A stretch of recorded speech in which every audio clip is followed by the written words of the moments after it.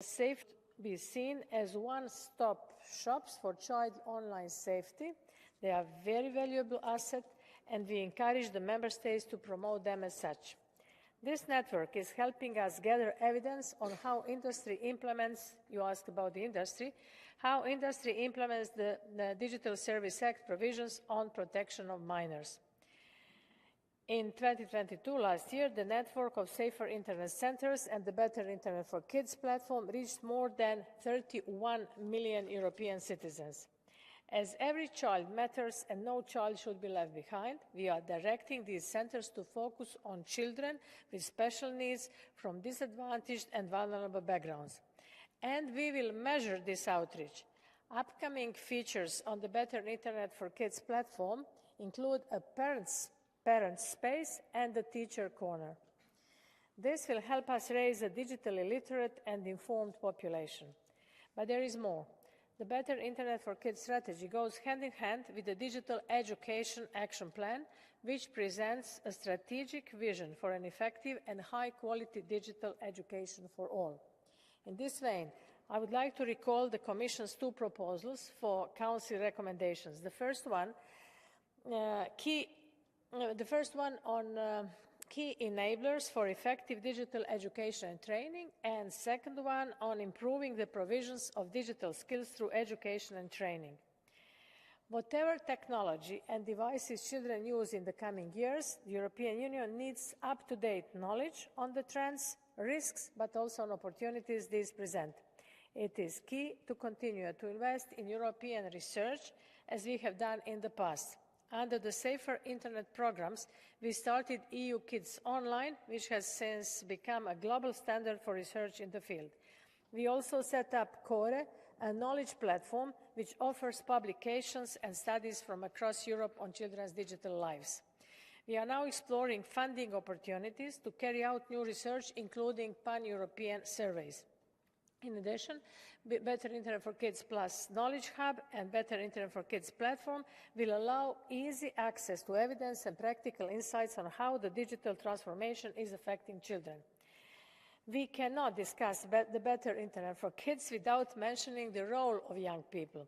Last year, over 470 events were organized throughout Europe by the Safer Internet Centers with youth participation, including peer-to-peer learning and intergenerational learning.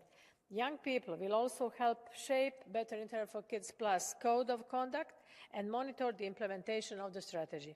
As announced in the Rights of the Child strategy, the European Children's Participation Platform is now up and it is running in partnership with the European Parliament and child rights organizations.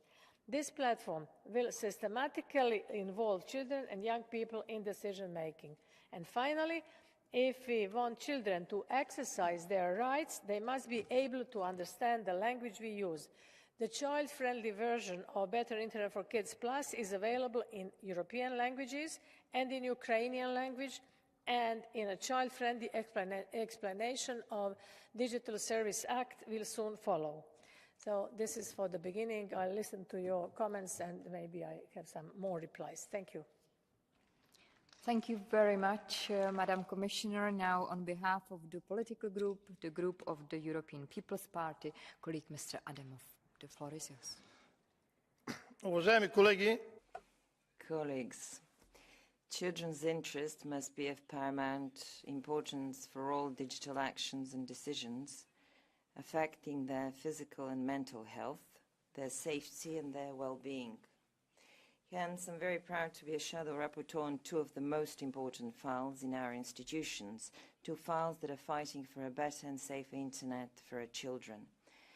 In the resolution on a European strategy for a better internet for children, we emphasize the empowerment of the youngest, because knowledge is the greatest power. We call for development of specific measures and educational programs that would enhance their digital skills and literacy.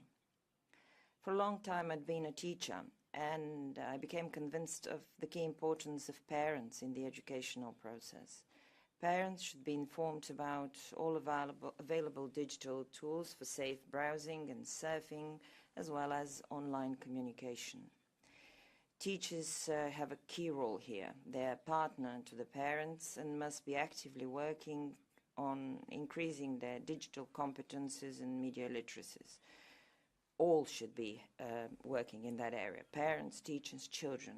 Family and school must tackle the main challenges hand in hand, because together we can raise responsible, empowered young Europeans.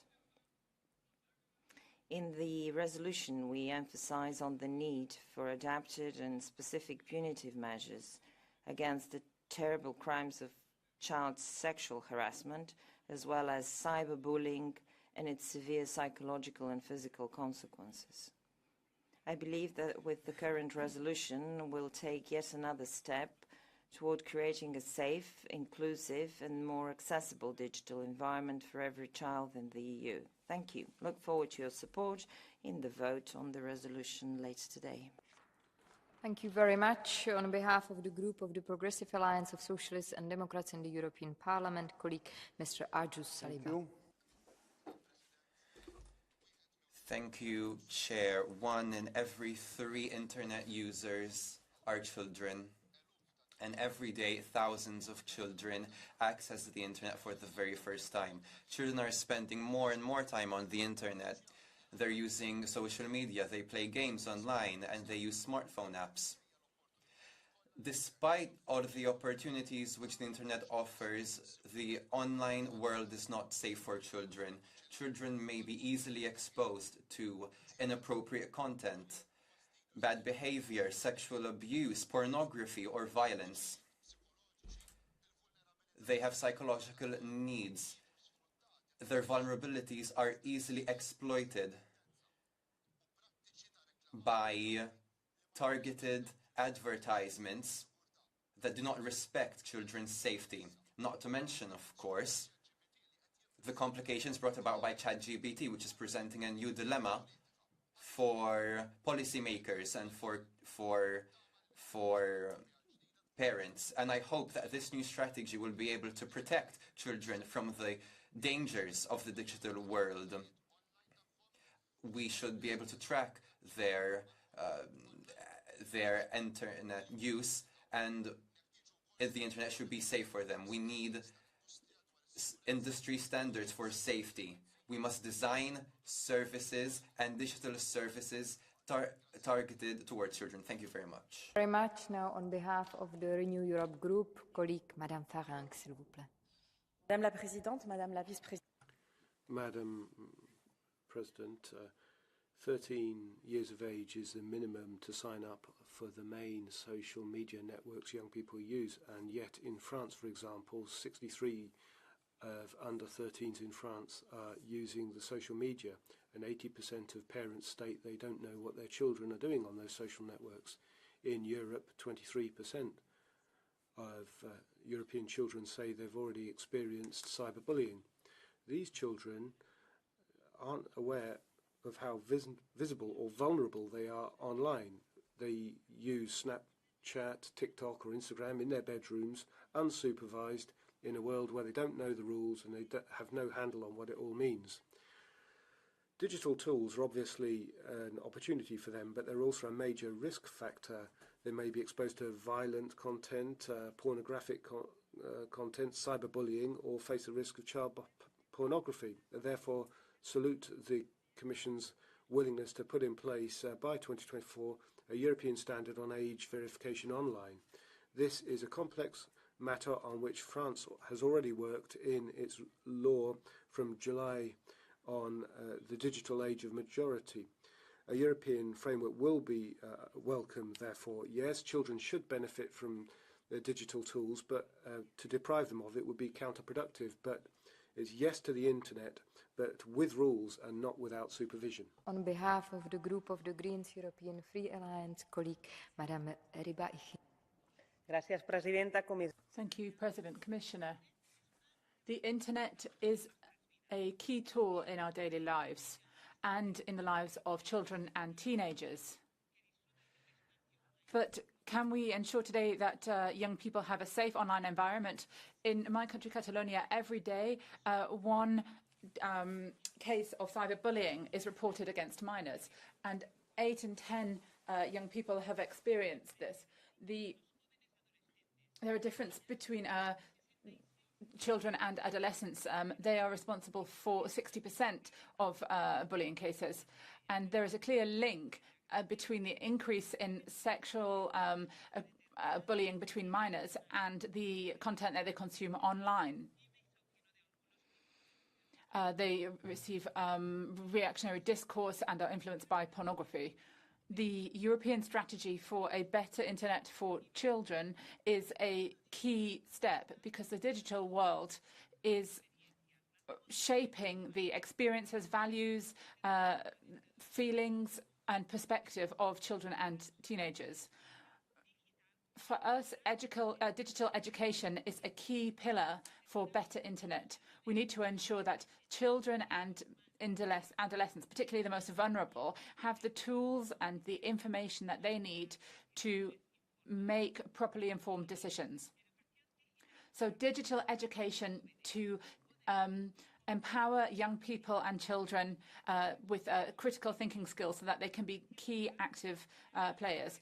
One that goes beyond mere digital skills. We also need proper healthy sex education. The internet should be a key tool that will help us to lay the basis for a tolerant, diverse and feminist future society. Thank you. Muchas gracias. Now on behalf of the European Conservatives and Reformists Group, Señora de la Pisa Carrión, por favor. Colegas. Dear colleagues,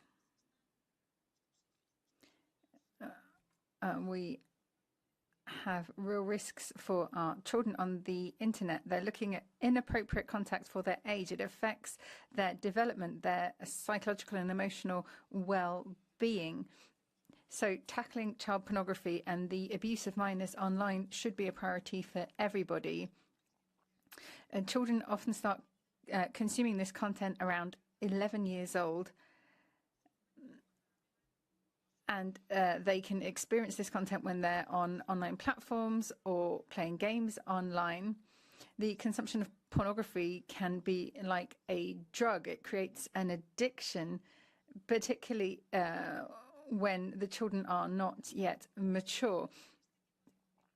Platforms allow these types of content, these pornographic pages. They're found on the most used social networks. There's millions of pages of this type of content, but the requirements to control this are not put in place. Why are they not on the list? I ask the Commission. We need to have effective blocking and checking. What's a crime offline should also be one online. Thank you very much. Gracias. Now on behalf of the Identity and Democracy Group, Madame Grise. Merci beaucoup, Madame la Présidente. Mes chers... Thank you very much, Madam President, ladies and gentlemen. Online protection of minors, especially children, is fundamental, and of course it's close to my heart. In the internet age, there are many plus points, but pornography is just a click away from children, and studies show that there's a massive risk here. As their brains are still developing, children will develop sexuality, will confuse sexuality with the pornographic images they're seeing. Sexual violence, symptoms of depression, addiction, they're all out there. Access for the youngest to pornography can be combated by a number of solutions already established in various European countries. Warning messages and mandatory verification of user age,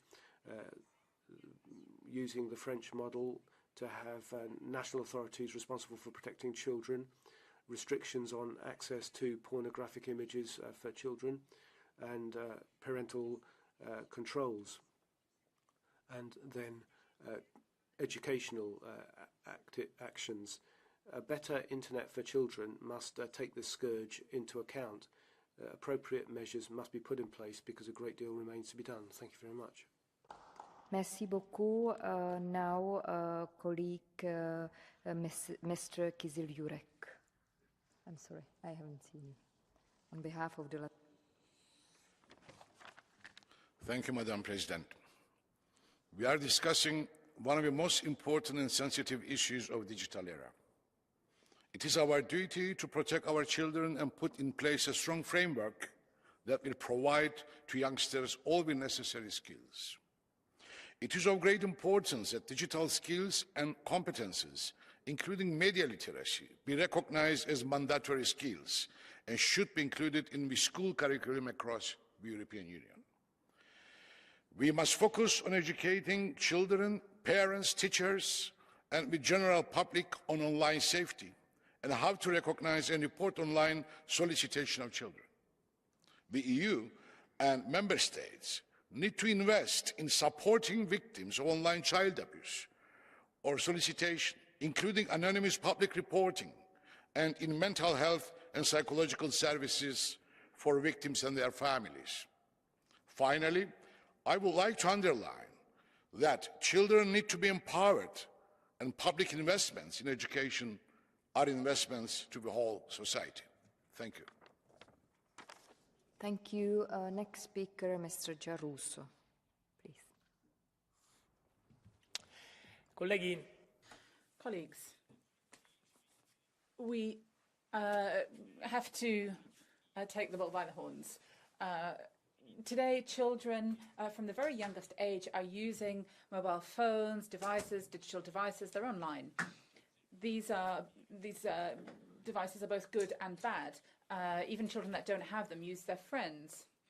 The problems are the content that they see through this technology and education about how to use this technology. Now, there's concern, of course, about young children and minors seeing pornography, but there's also cyberbullying, which is a huge problem that we shouldn't forget. I think the only possible solution to avoid this type of damage, to raising a whole generation that's used to online violence and unchecked violence, is education, and that's from the very earliest ages about how to use this technology. Now we have a regulation that can be used in all member states about primary school education use on new technologies. Thank you very much. Next speaker, Mr. Frankowski. The floor is yours. Pani Przewodnicząca, Pani Komisarz, dzieci są naszą przyszłością. President, Commissioner, our children are our future, so it's very important to give them a safe and secure environment. They are EU citizens, so they have the same rights as the rest of us, based on the European Charter of Human Rights, for instance. This includes digital rights. Children are exposed to new technologies on a daily basis. Therefore, the internet should be safe to children. What is important as well is that children should not be mere passive consumers of technologies and contents. For this, we need a relevant education of children, but also of parents and teachers. Children should be protected online. All children deserve such protection, but bear in mind some of them require better protection. For instance, children with disabilities or children from more susceptible backgrounds. We should all be informed of and trained on cyberbullying, for instance, which is why we put forward amendments on better liability for cyberbullying. For instance, we see good practices for this in Ireland, for example. It is good that the Commission has presented good solutions for the protection of our children. Thank you. Next speaker, colleague Mr. Negrescu. The floor is yours. Doamna comisar, dragi colegi, Commissioner, ladies and gentlemen, the internet should be a safe space for our children. There needs to be the right balance between opportunities and freedom from the online media and the challenges posed by the internet. What's illegal in society should be illegal online too. We can't tolerate victims of online cyberbullying of our children. We can't tolerate them being exposed to inappropriate content before the legal age of majority. In the European Parliament, we need a way of protecting our children, which is appropriate. Hey yo. There needs to be appropriate advice and support. Hey yo, hey yo, hey yo. There needs to be situation where the platforms shoulder their responsibility so that they're safe spaces again. Okay. We shouldn't be left behind. I glitched out of everything just now. Hey yo, hey yo, hey yo. Hey yo, hey yo. How are you doing? I saw a message up there. I saw a message up there saying it's hard to believe DB is currently grinding because he's here chatting with us. And guys, I have to let you know, guys, my dudes, I have to let you know, in Croatia, if you are on your workplace, like you're not out in a coffee shop, you're at your workplace, that's grinding. You're there, that's grinding, okay? Because the basis is being outside. You know how many times I went to do some paperwork in the like government building type of a shit, and they told me I can't get my papers sorted out now because everyone who needs to work on papers is outside getting coffee, and they actually were outside getting coffee. If my man's at his workplace, he's grinding. That's it, he's grinding. 50 hours at a regular job and 3 night shifts in clubs. That's all illegal. You can't work 2 jobs at the same time. And also 50? Bro! Damn poor, isn't it?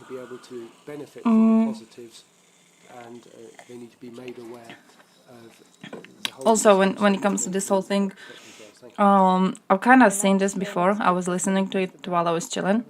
It's kind of oldish. 4 days ago. It's 4 days ago. Madam President, colleagues. I would do a thing where I would make it, I don't want to say illegal. I don't want to say illegal. I think it should be illegal to participate in these discussions and to give like opinions that have been said before. I think you should be punished for it. I think you should go to jail actually. I think you're just like a waste of time. Because so many of these are just coming out there to say shit you've already heard said. Why? Why? Like I saw it was an hour-long video and I was like, oh, this is gonna be fun. This is gonna be fun. And then I listened to it and it's just like, oh, they're just chewing up the old stuff that was already said. Yeah, that's the point. What do you mean discussing? At least do a debate on it properly. I want to see a proper debate on it. I'm going to go to European Parliament and I'm going to be there like, I actually want your kids to see some cocks. And then I'll wait for them to give me like reasons why not to and how they're going to stop me from doing that. You know, it's such a stupid thing. Discord? Oh no, Discord. I saw some Discord discussions yesterday. So part of them ran. That's what I did. I saw part of the conversations ran out because it was too much and I had no time to go into like an actual discussion. Went back in, read the discussion. It was relatively, and I want to say relatively strongly peaceful. Hey yo, Kim, thank you for the subby. So it was actually cool. And now I'm seeing something else. Now I'm seeing more stuff. So yeah. Oh, are we having Israel and Palestine person fighting? Is that what we are having? Cute. Cute. I was going to deprogram today. Tanky Reddit. And they seem to be ready to exterminate the Israeli nation. Tankies hate the Jews. You should not be surprised about this if you know the side of politics tankies are on, and if you know the conspiracies that side frequently falls for. The whole thing with like global elites controlling everything, it all comes from anti-Jewish propaganda. So the fact that they were very easy to fall for anti-Semitic bullshit, and the fact that they are now quite happy about eradicating just Jews, it shouldn't surprise you for a second. They want German tourists in Israel raped and killed. Oh, holy shit. Oh, holy shit. I mean, I'm in Israel right now. The situation isn't gold.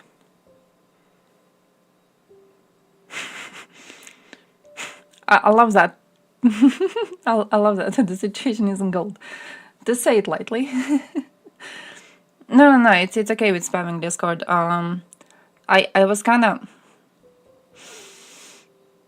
how to say this? There's a nice way to say this. I was kind of hopeful on having human interaction today online, because like I'm hoping we got mostly normal people around. I don't know how normal you people are on this topic. We never really went into it because I don't know. I like the idea of focusing on like shit that I know about, and I didn't want to stretch the conversation too much about this.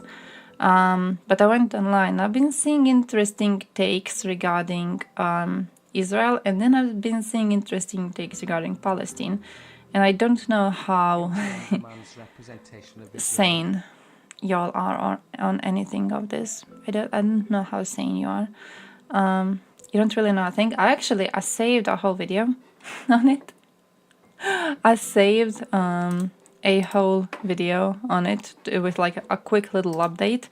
I have been following it, but very lightly, very, very lightly since... Fuck, I don't remember when this was. You guys remember when there was this thing online where kids would bully celebrities into posting Free Palestine hashtag? Do you guys remember that? It was like Taylor Swift and Selena Gomez were bullied into posting these hashtags. This was kinda, I want to say, the start of people mocking celebrities for posting infographics. You know how there's a meme right now that like, oh, this topic isn't really an actual issue until a celebrity posts an infographic on the topic. Because celebrities, they are kind of pushed into like just going online and they Google and they find one of these visually appealing ways to explain something and they post it on their Instagram story. They don't actually look into the situation and then they know nothing about the situation, but they have to be commenting because their followers are going to push them into it. This all started with Israel-Palestine, when a bunch of kids online learned about the situation and they bullied celebrities into posting about it. And this is where I got kind of interested in what's going on. But I've been very lightly following it, and I've been mostly following like people commenting on it rather than actual first-hand sources. Yeah, the situation that's happening in Israel right now is absolutely horrible. The situation overall currently is absolutely horrible. Hamas have started a whole war. This is not like the situation we have had in previous years. The way Israel is responding to this is not like they have been responding previously. This could be very, very, very fucking dangerous. Okay? Now, I don't want to see people going full anti-Palestine on this, because I have seen quite a lot of people doing the complete opposite thing. You know, complete opposite from like, oh yeah. On one side you have people being like, oh yeah, Hamas were actually based for raping tourists. To the whole other side of like, oh no, Israel actually never did crimes. Israel actually never killed civilians. Both of these extremes are wrong. I hope you know both of these extremes are wrong. Right? I hope you don't go balls deep into either side. Yeah, it's very, very important. Don't go balls deep on either side. Palestinians are not Hamas. Palestine is not Hamas. It is not... they are not the same thing. Hamas has basically taken a huge load of shit right onto the Palestinian cause. They have given Israel right now strong international support, considering the fact that a lot of people killed by Hamas have been internationals. Israel right now has strong international support into doing whatever it wants to do as revenge, which is likely going to be horrible because Israel is extremely, extremely fucking strong, okay? So the situation is going to be very, very horrible and lots of people are going to die as a result of this. But yeah, it ain't really true. Israel has been fully peaceful previously. It's not really true. They have not caused deaths. I hope we don't go too much into that side either. You know what I mean? It's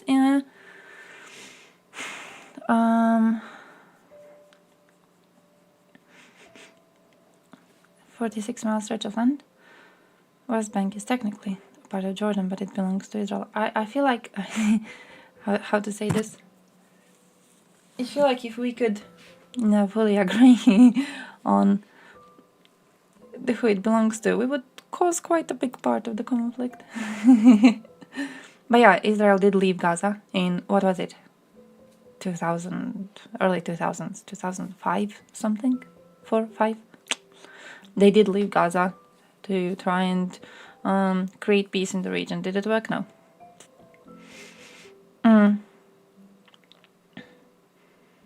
Oh yeah.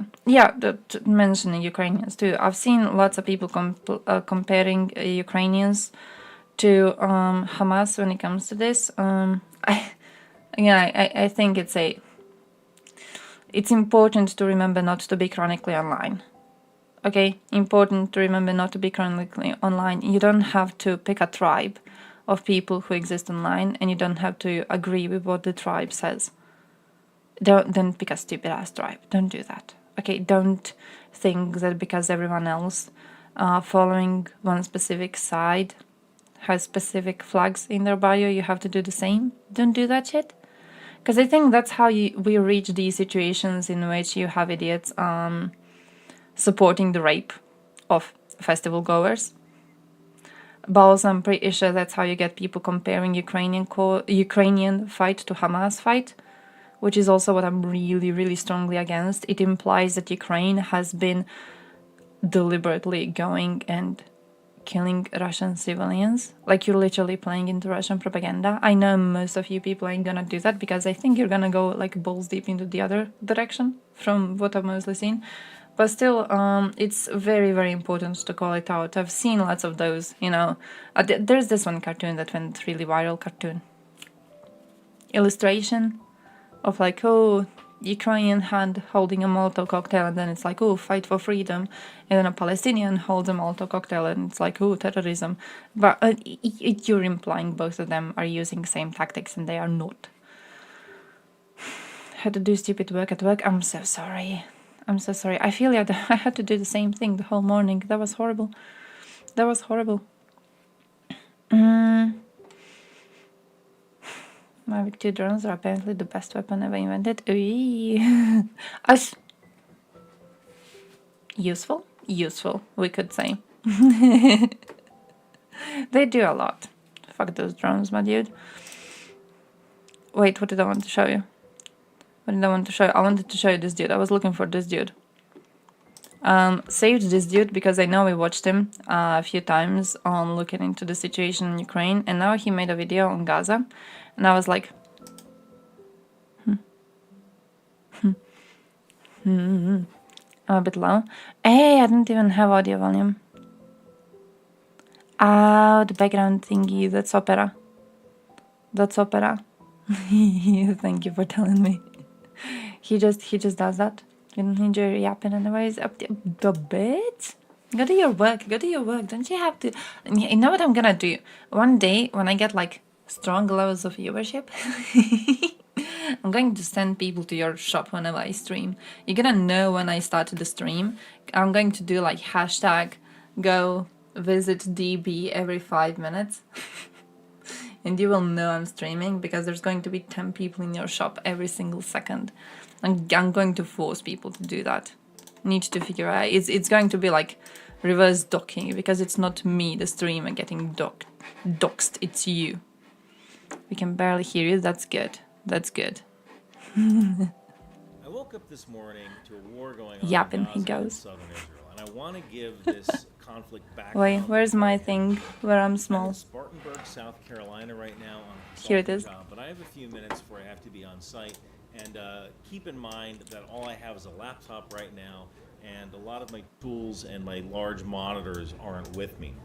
The tough thing is that I have a number of Israeli viewers, and I also have a number of Palestinian viewers, who, by the way, think it's hilarious when I speak Arabic with my Egyptian accent. What I'd really like is for everybody to just kind of go home and live in peace, but that doesn't seem to be in the cards right now. So here's what I think is going on, and then I want to get into some of the background on the Israel-Palestinian conflict. On October 7th, Palestinian forces launched thousands of rockets into Israel. They also conducted raids into southern Israel over land, sea, and believe it or not, air. That's right. Palestinian forces launched paragliders into Israel. So that's certainly one way of doing infiltration. Now, from what I understand, these Palestinian forces are focused in the city of Ashkelon, where they have gone door to door attacking and in some cases kidnapping civilians. So here's the background. Jews, Arabs, and Christians live together in mostly peaceful coexistence You fuck in with Palestine Ryan? for hundreds of years under the Nice. Ottoman Turks. Unique taste. World War I broke out in 1914. The Turks were on Germany's side. Britain decided to open up a southern front by capturing the Sinai Peninsula and taking Palestine I was from the mentally Turks. unwell. Now, there is no more dangerous Unironically predator in the desert skipped than the a stream Bedouin because of that. and his rifle. So Britain recruited Arab leaders to their side to fight against the Turks by promising them Palestine when they won. Britain also recruited several battalions made up of local Jews living in Palestine with the promise that if they helped defeat the Turks, the Jews would get their own homeland. This was very appealing to a Jewish movement called Zionism, which basically advocated for a Jewish homeland.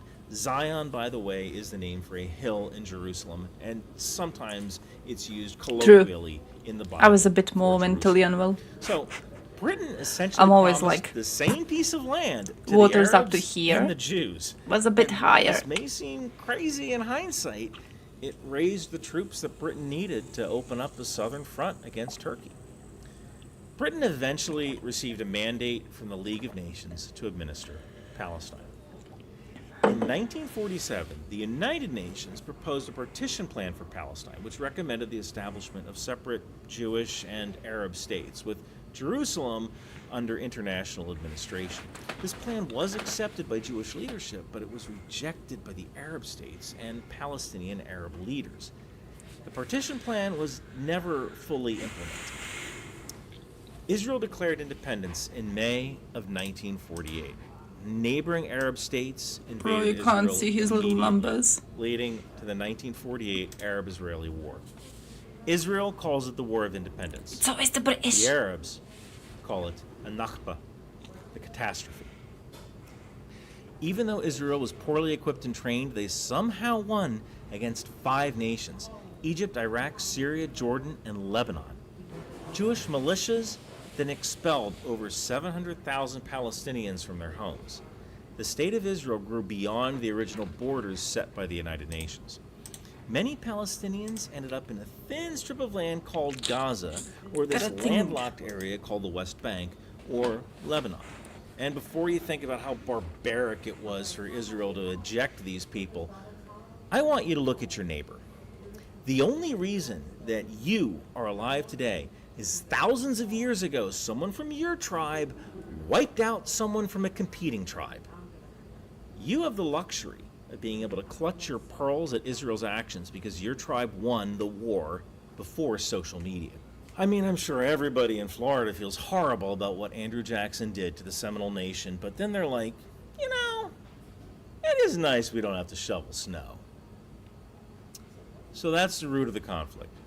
You have a country that just wants the right to exist, pitting itself against a nation of refugees that don't feel like they got what they were promised. And that's the general background. What's going on right now is that Israel is activating its reservists, and life is going to get pretty hard for the Palestinians in the next few days. I strongly suggest that you join my Substack, ryanmcduff.substack.com. It's free because I'm probably not going to be able to show you those kinds of footage on YouTube, and that's really going to make it hard for me to perform analysis. I got to get to my consulting gig. I'll be monitoring the situation as best I can. I thought you have to pay. I said no because I thought you have to pay. If you don't have to pay, I might join. I say you have to give cash money. I'm very poor. I'm waiting for my paycheck. When's my paycheck? Soon? Few days, I guess. What date is it today? 9th? Like what, 6 days or whatever? Something is free or the product. I would rather be a product than pay to see online content. Like I'm never paying to see online content, my dude. I'm piss poor. People pay for my bulls. I do pay it forward. I pay quite a lot of cash money to Ukrainians. So whenever you see one of those videos of drones blowing up the invaders, that's you. That's you, my dude. That's you. You gave cash money for that. One day when they figure out a way to like write the names of people on the drone footage, the names of people who have donated.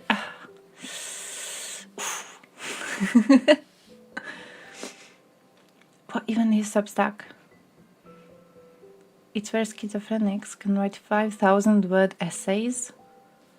The Mao Yale conspiracy theory. What is that? Like Reddit? What's the difference between Substack and Reddit? Because I've seen conspiracies that.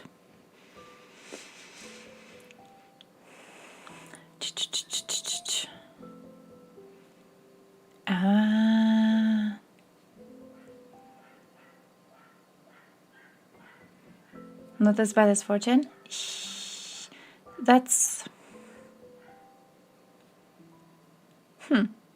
That's quite a low standard to have. You know, like not as bad as 4chan. Yeah, like, you know, quite a lot of things are not as bad as 4chan and are still fucking horrible. 4chan is like the bottom of the barrel, isn't it? I've seen some incel screenshots recently from 4chan. I was saying that my friends got me to think about incels. Got me to do another thing. You know what I want to do? You know what I ironically want to learn? I want to learn how to read tarot cards. I'm gonna learn how to do that. I'm gonna charge it to old people. I can make a living of that. People are really, really deep into spiritual bullshit, and I'm really, really good at cold reading. I feel I could be great at it.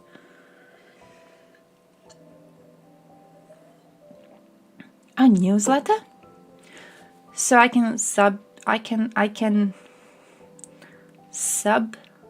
to Cringelord, and then every day I can get a new piece of his conspiracy in my email.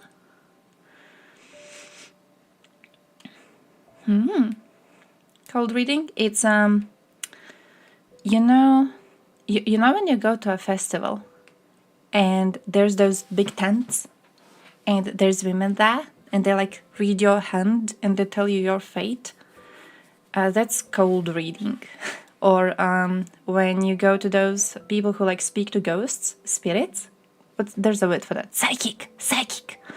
When people speak to spirits around you, and then they tell you that like your grandmother is there looking at you or whatever the fuck, they use cold reading for that.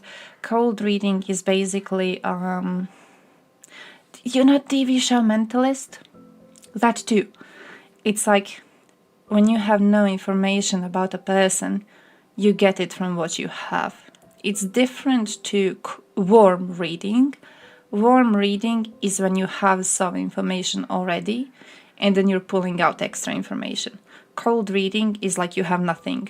You don't know anything about a person, okay? So like I'm an old grandma, you just walked into the room.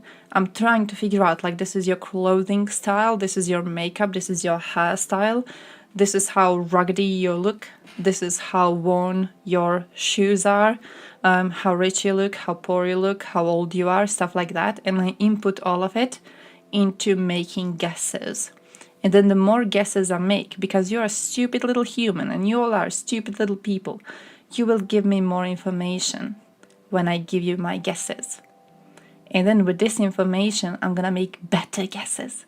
That is how they do the psychic thing with like seeing a ghost around. That's what I do.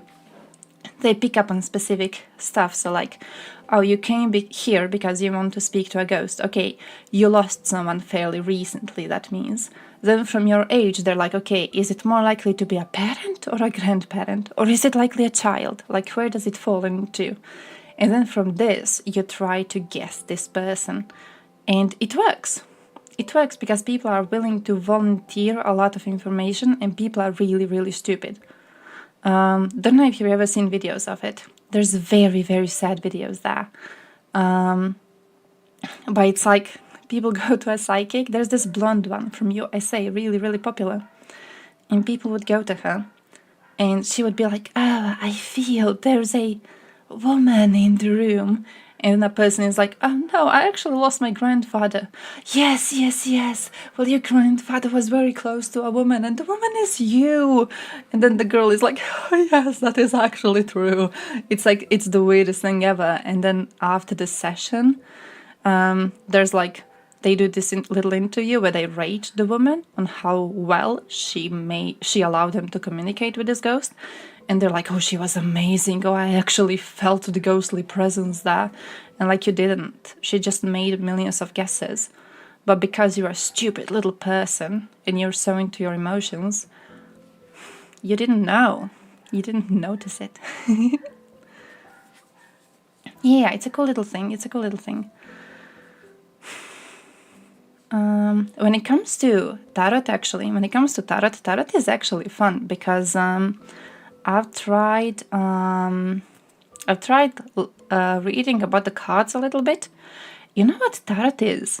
You guys know cold reading thing with what's his name? Buzz something. Who the fuck knows? I always forget his stupid name when I'm on stream. Like when I'm off stream, I always know his name. Barnum at one point.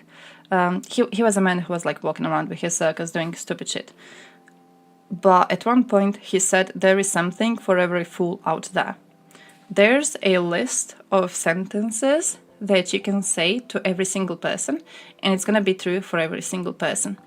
And it's because we all perceive these very vague statements as exact to us if they are given to us directly. Yeah, like horoscope too. Yeah. Like if you get your horoscope, they actually did a research on this. If you give someone a list of random ass sentences, like sometimes you run an introvert, sometimes you're an extrovert, it depends largely on people you are surrounded by. If you give this sentence to a person, they will recognize it's a very vague sentence. But if you write a list of dates on top of it, and one of these dates coincides with the person's birthday, they will think it's actually specific to them because you made it more specific by writing their birthday on it. That's how horoscope works. So what tarot kind of does, what it seems to me, is tarot does a very similar thing. Like I've looked into some of their cards. For example, there's one of them.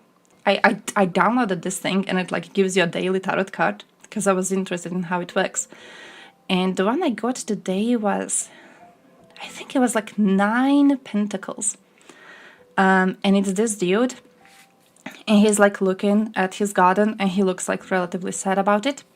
And basically the card is like, you need to put more thought into what you are putting effort in, because you may be putting a lot of effort into things that are not really bringing good enough results, and therefore the results you are getting are not the results that you want, and this is what is making you disappointed. So you need to take some time and you need to sit back and you need to reevaluate, because your process is wrong or your goals are wrong. Something is wrong in like one part of your life and you need to figure out where you are going wrong.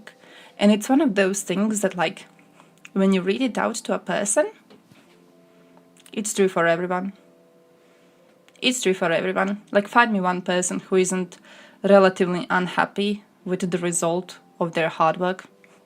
Find me one person, one singular person in the world. come on, it works for everyone. But because you give them this like very random ass fake sentence, what usually happens is they will volunteer more information, and then from this more information, you will read them out more stuff, and just it's gonna work fucking beautifully. Mine was upside down. Mine was upside down. I mean, my occultist archie. I learned it's Italian, actually. I didn't know that. I learned Tarot is Italian. So that kind of got me more into it. I was like, yeah, you know, they're kind of close to here, so I'm claiming them. They're Croatian now. Italy, that's basically Croatia with a bit more sea. Come on. Italy is basically Croatia's coastline. Back garden. Like AI by inside a human? Yeah, kinda. Well, it was Croatia. I saw Croatia somewhere, and then I skipped over it to bitch about cold reading. To pivot to Croatia, bad things happened during Operation Oluya. Ah, could see that. Could see. I still wouldn't. When it comes to Operation Oluya, I think that if we reach a situation where Ukraine is actually liberating Crimea, I think what we are going to see is likely going to be operational or similar stuff. And I think it's going to be very interesting to see, of course, how the situation proceeds. I think Ukraine so far has not been into operational Luya situation. I think they still haven't been in that type of a situation. I think Ukraine carries less blame than Croatia, unironically. I think they carry way less blame. No, I don't know if that's a proper way to say it. I think their methods are different from Croatian methods. In part, it could be because Croatia has reached the stage of, you know, going balls deep into Crimea, and Ukraine is still working towards getting Crimea back. So maybe, you know, we saw the end of our war and they're still reaching the end of theirs. But I think Ukraine is, for now, I think the stuff that they have done has been extremely well organized, and I think they have been way better than we did. Because we did lots of fucked up shit, my dude. We did lots of fucked up shit.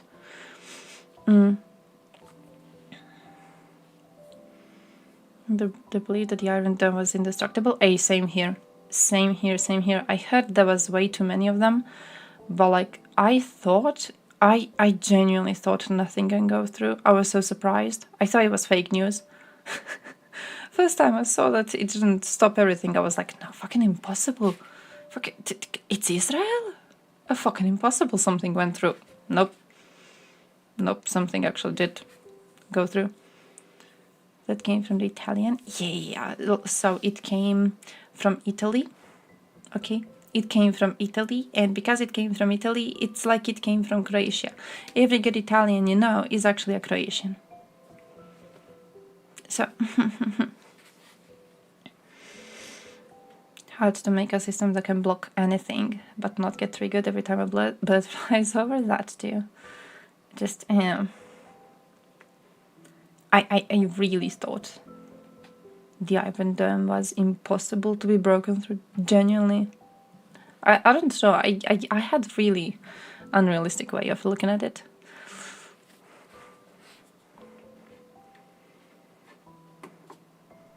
Shitty drones, and when they have to reload, hit with missiles.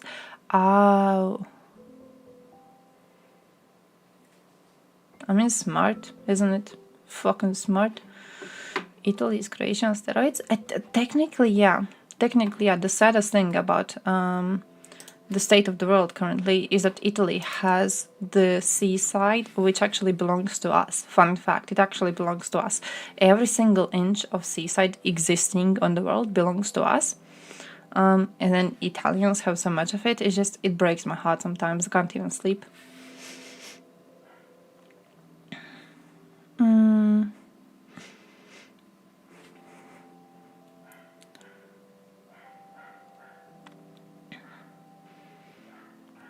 the DLIs on World War II.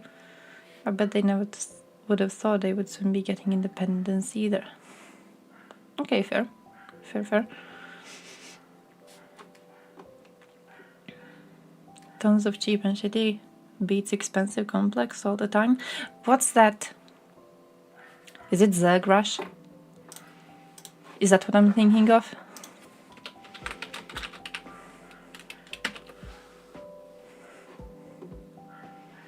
Yeah, Google had a thing for it for a while, where you could Google it, and then like a bunch of these little fuckers attack you, and they're not surprisingly strong, but because there's so many of them, they will manage to beat you up. They will manage to destroy you. I remember finding this like as a teenager and being like, whoa, actually quite cool tactic, because look at these fuckers, they're like here. And then by the way you figure out that they're here, it's like you're already fucked in the ass. Destiny, I actually don't. I want to know.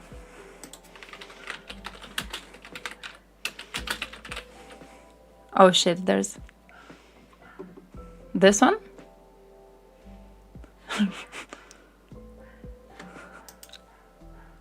It's basically rape.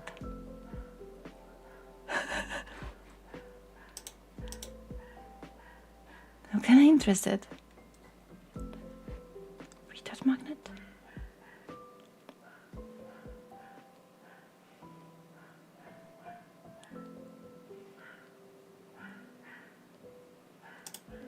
God, I want to hear it.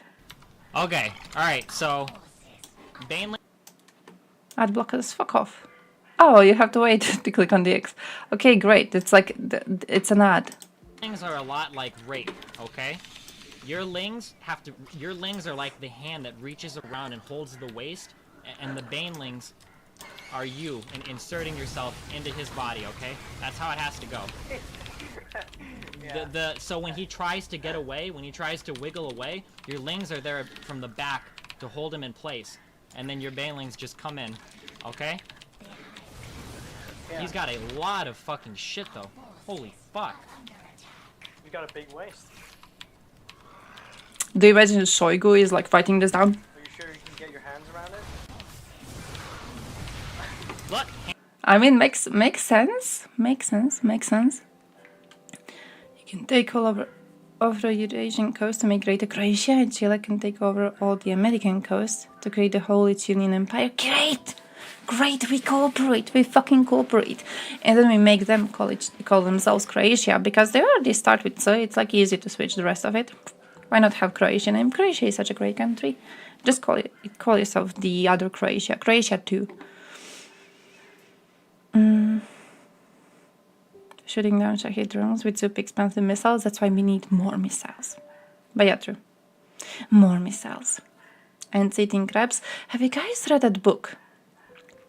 Who was into weird books as a kid? Empire of Ants. Has a shit ending, by the way. Has a shit ending. I'm not talking about the movie, I'm talking about the book. No. They're giving some shit books. Hey, this one. Basically, there's this dude and he's learning about ants. Nerd-ass boy. But listen, very, very interesting part of the book.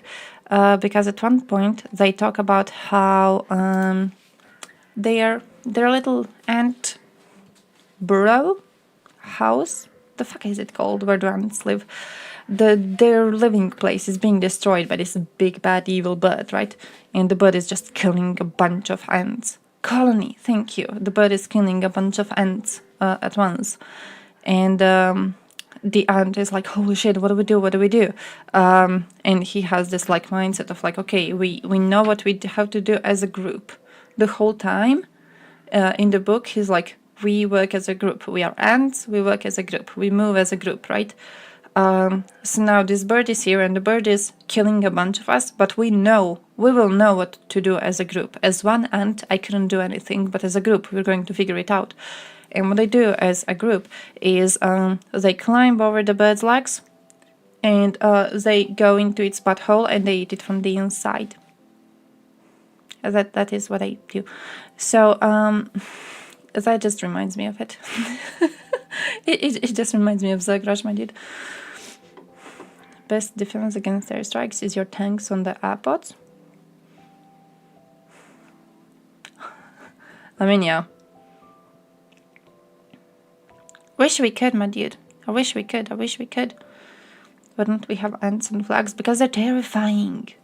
Because they're terrifying. Imagine having ants and flags. And then there's some loser kid out there who's like, oh, I want to actually start breeding ants for the glory of my country. Because we have ants on flags. And I want to have like millions of ants to carry the flag around. And have you seen those, like, those weirdos?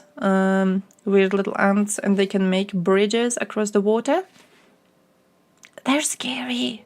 They're scary. You don't want to encourage people to breed those. The second they start getting an upper hand, we've lost. We've lost. That's it. I never root for the bugs. Bugs should be exterminated. If there's one group of living creatures we should destroy right now, this instant, it's bugs. Just get them out. Get them out. They're fucking scary. What is brave? They're scary because they keep winning? Yeah, it's like an opponent that never loses, and I don't like that. I don't like that. Have you seen those like huge ass bugs that existed in prehistory? Huge bugs. Huge fucking bugs. And then what do we have right now? Huge fucking bugs.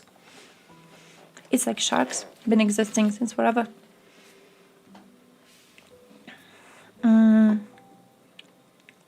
More brain-body ratio than humans. Peace is not absence of war, but absence of Moscow. True. Thanks, Prigozhin. Thanks, Prigozhin, for also apparently smoking a bunch of drugs and then throwing a hand grenade to kill himself inside a plane. And what do I tell you? Thanks, Prigozhin. Helped us quite a lot, I guess. Man, that was my favorite ever thing. Did Grisha make a comment on this? Because I would pay cash money to see Grisha make a comment on this.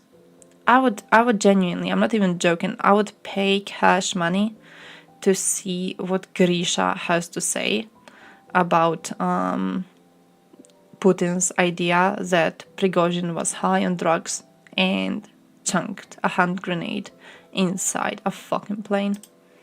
Come on. Would you not love to see it? I would love to see it. I would cry. I would fucking cry. The only reason I'm sad he got banned off Twitch is because I won't be seeing it wherever it happens because I don't know what little fucker streams. But I would love to see it. Yeah, he can't even oppose it. He can't even oppose it. But also all of this time there was like this, vague little thing of like, what if it was actually some sort of like a Ukrainian attack? And they were all pushing this idea of like, well, maybe Ukraine did it because Ukraine feared Wagner so much. As if there was any reason to fear Wagner. It's after their little march thing. But man, now it Putin just outright saying that Prigozhin was high on fucking drugs. Man, that's like admission. That's basically admission.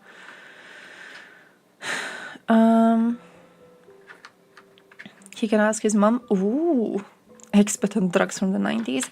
Also an expert on sucking Putin's cock, so I guess she wouldn't have too reasonable of an opinion. Prigozhin said Ukraine did not bomb Donbass. Hey, I've never heard actually Grisha say something about it. Huh. See? If you support Ukrainian liberation of Ukraine, then you must support Palestinian struggle against Israel. I would say that the two wars are quite different. But also, I would agree that a lot of comparisons do stand on this. A lot of comparisons do stand. And in some ways, Palestinian struggle definitely can be said to be mirroring Ukrainian struggle. Absolutely.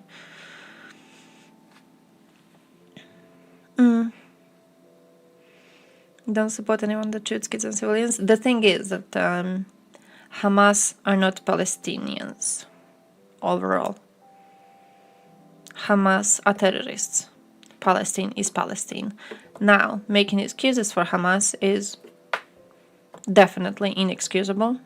Making any sort of, trying to figure out any sort of reasoning for, you know, raping terrorists and parading naked bodies around, shit like that. And let's not do that, my dude, let's not do that.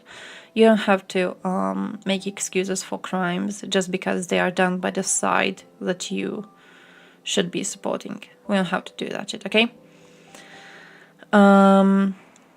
But also I'm kinda against presenting their struggles as completely equal.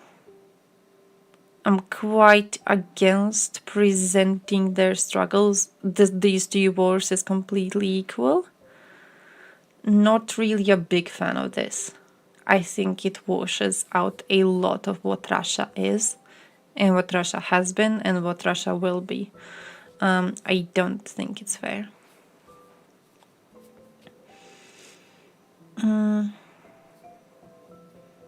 Ukraine didn't invade Russia and murder a bunch of civilians. Yeah, like it's not comparable. Ukraine and Hamas should not be compared. If Palestinian people and Hamas see eye to eye on things, yeah, it's. I don't know how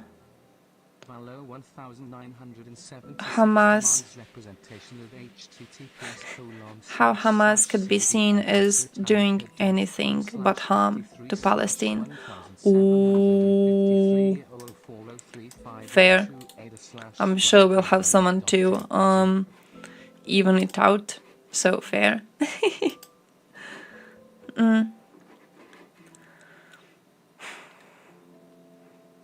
Isn't it just the right to a state? I feel like the two-state solution is like genuinely the only possible one we could be having. I genuinely, when it comes to that,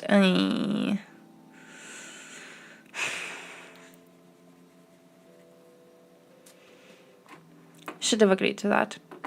Yeah. Both have a right to a state. Yeah. Let's talk about history more. Oh, going to help a lot, isn't it? Hey, I saved Vlad Vexler too. I saved Vlad too. Where is it? Where is my man? And flag. Hey, see, we should.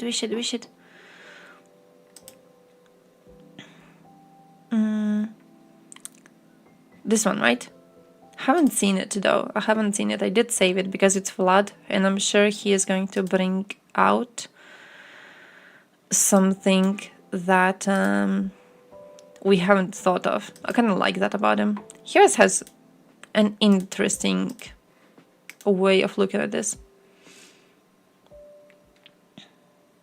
Israel, Gaza, Iran to Ukraine, India, Russia. Mad dude. Mad dude. But like all of these, I'm usually quite strongly against any sort of comparisons in the first place. Not really too happy about lumping different events together. I'm not really too happy. It reminds me of, you know, the Vatnik thing with like, nobody really cares about USA crimes. And then they give you a list of like 10 USA crimes. My favorite thing is when they put Yugoslavia on it, because that's the one I love questioning them about. And then I go like, okay, can you like describe me USA crimes in Yugoslavia? And they never can. They will give you like different stuff that they pile up together, but they can't properly explain any of it. And I feel like quite similar things are happening when people try to, you know, lump the current war in Ukraine with the Israeli war right now. Like they're trying to take little tiny bits of information that they know about all of this, and then they lump it together, right? But if you focus with them on one topic, they have no idea what's going on. Same result. Did you get people saying that USA bombed Yugoslavia out of existence? They genuinely think Yugoslavia was doing amazingly until 1999. Like, genuinely. It's so fucking stupid. Every single time it's so fucking stupid. Oh shit, yeah, the invasion. Oh yeah. It's so fucking dumb. And then you press them on it, and they don't even admit that they are wrong, but they just like list you the other 9 countries that they had, and whichever one you focus on, they will not admit that they were wrong about that one either. It's such a stupid thing. It's so fucking exhausting. They don't even care about the victims. They don't care about the victims. They just piss on their graves to feel morally superior to everyone. It's just, I don't know. Yeah, it's about bombing of Belgrade. It's incredibly stupid. Completely ignores like at least a decade that you have to completely ignore before that. Incredibly stupid. 1994 bombs from the US destroyed Yugoslavia in 1991. Facts. Man, they just fucking kill me. The more you talk to people, the less you like democracy, unironically. 20 years damn Billy Belgrade. Unironically though, sometimes I think about democracy and I'm like,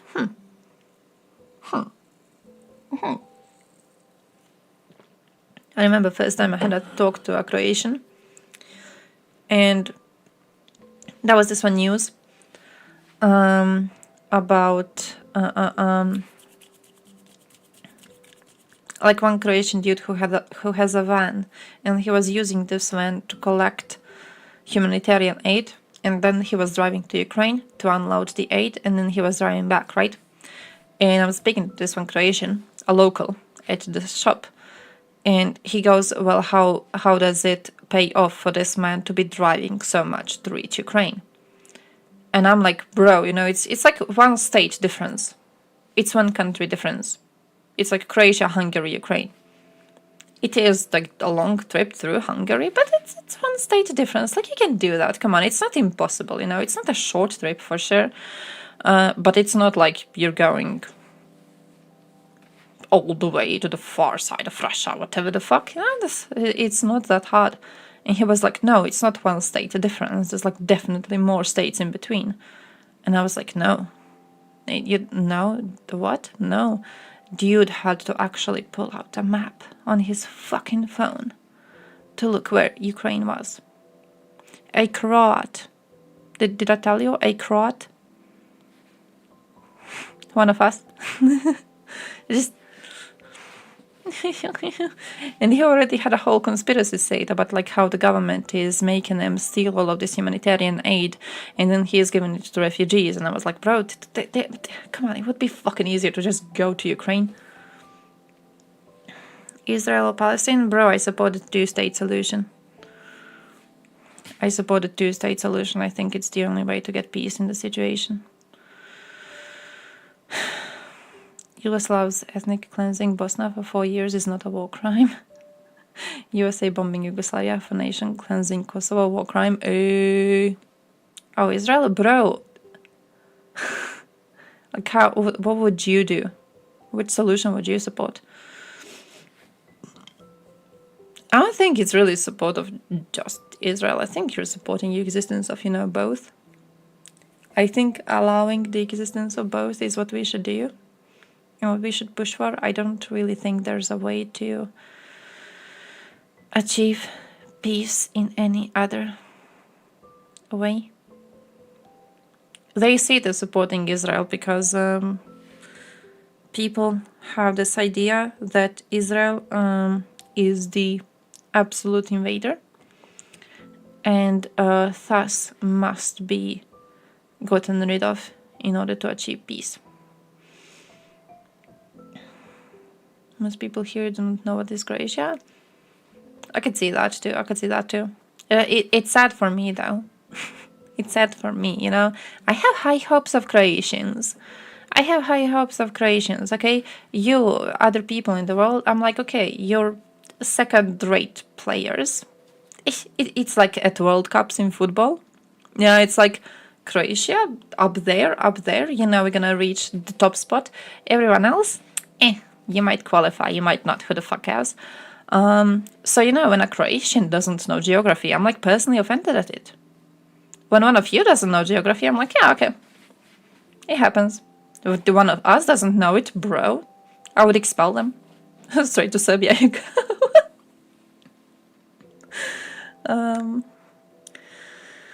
Muslims in Israel have the same rights and freedoms. Jews in Arab countries get murdered. I do know that, didn't Israel have some actual, like, problems with their nationalism? So I wonder how much they actually push for equality there. But I would hope the situation is better than in Arab countries.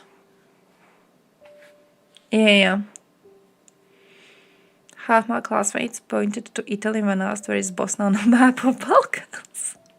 Okay, when asked where is Bosnia, okay, but like when asked where is Croatia, where did they point to?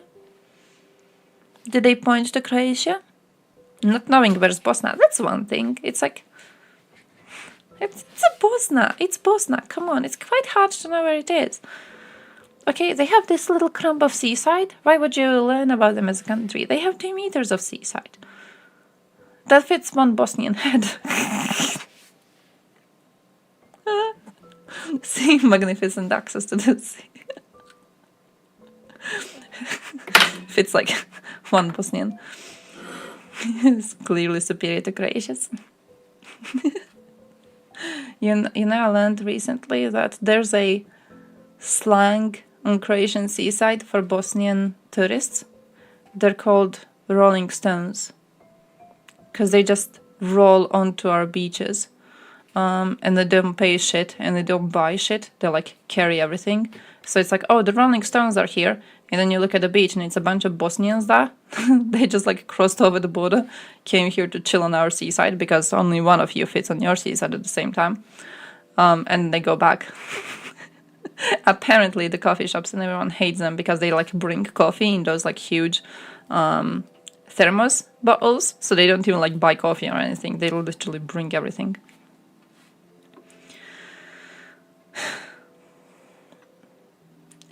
If only humanity can live in peace. Yeah, well, unfortunately we're kind of fucked. So oh yeah, I want to hear Vlad Blightway. Hello, beautiful community. We're going to have a long-form chat that is really a sideways glance at the Israeli-Palestinian conflict and at some of the horrors. By the way, there's a part of me that wants this dude's merch. Because whenever he goes, hello, beautiful community, it makes me be like, maybe I should push myself to behave more and, you know, emotionally smart. Because this man just called me beautiful. And I actually do want to fit into the idea of that. I need to get his merch or something to just remember to, you know, have some sort of empathy at all times. In the last day or two. And we're going to do that not with a view to explaining what we've just witnessed or explaining the history of the Israeli-Palestinian conflict. Yeah, 2 meters of beach, that's like one Bosnian. To think about conflicts There's a meme here that Bosnian people have really huge heads. I don't even know why. I have a Bosnian neighbor actually, though, and he actually has a big ass head. If you're one of the younger viewers, actually still in a tiny minority. The single biggest demographic on this channel is the over 65, so it's even truer on the main channel. But of course age doesn't matter, but if you're of the younger generation, this is going to be an educational evergreen conversation about how you begin processing conflicts and the ethics of the use of. Can I just comment on the fact that Vlad Vexler thinks younger generation is watching him?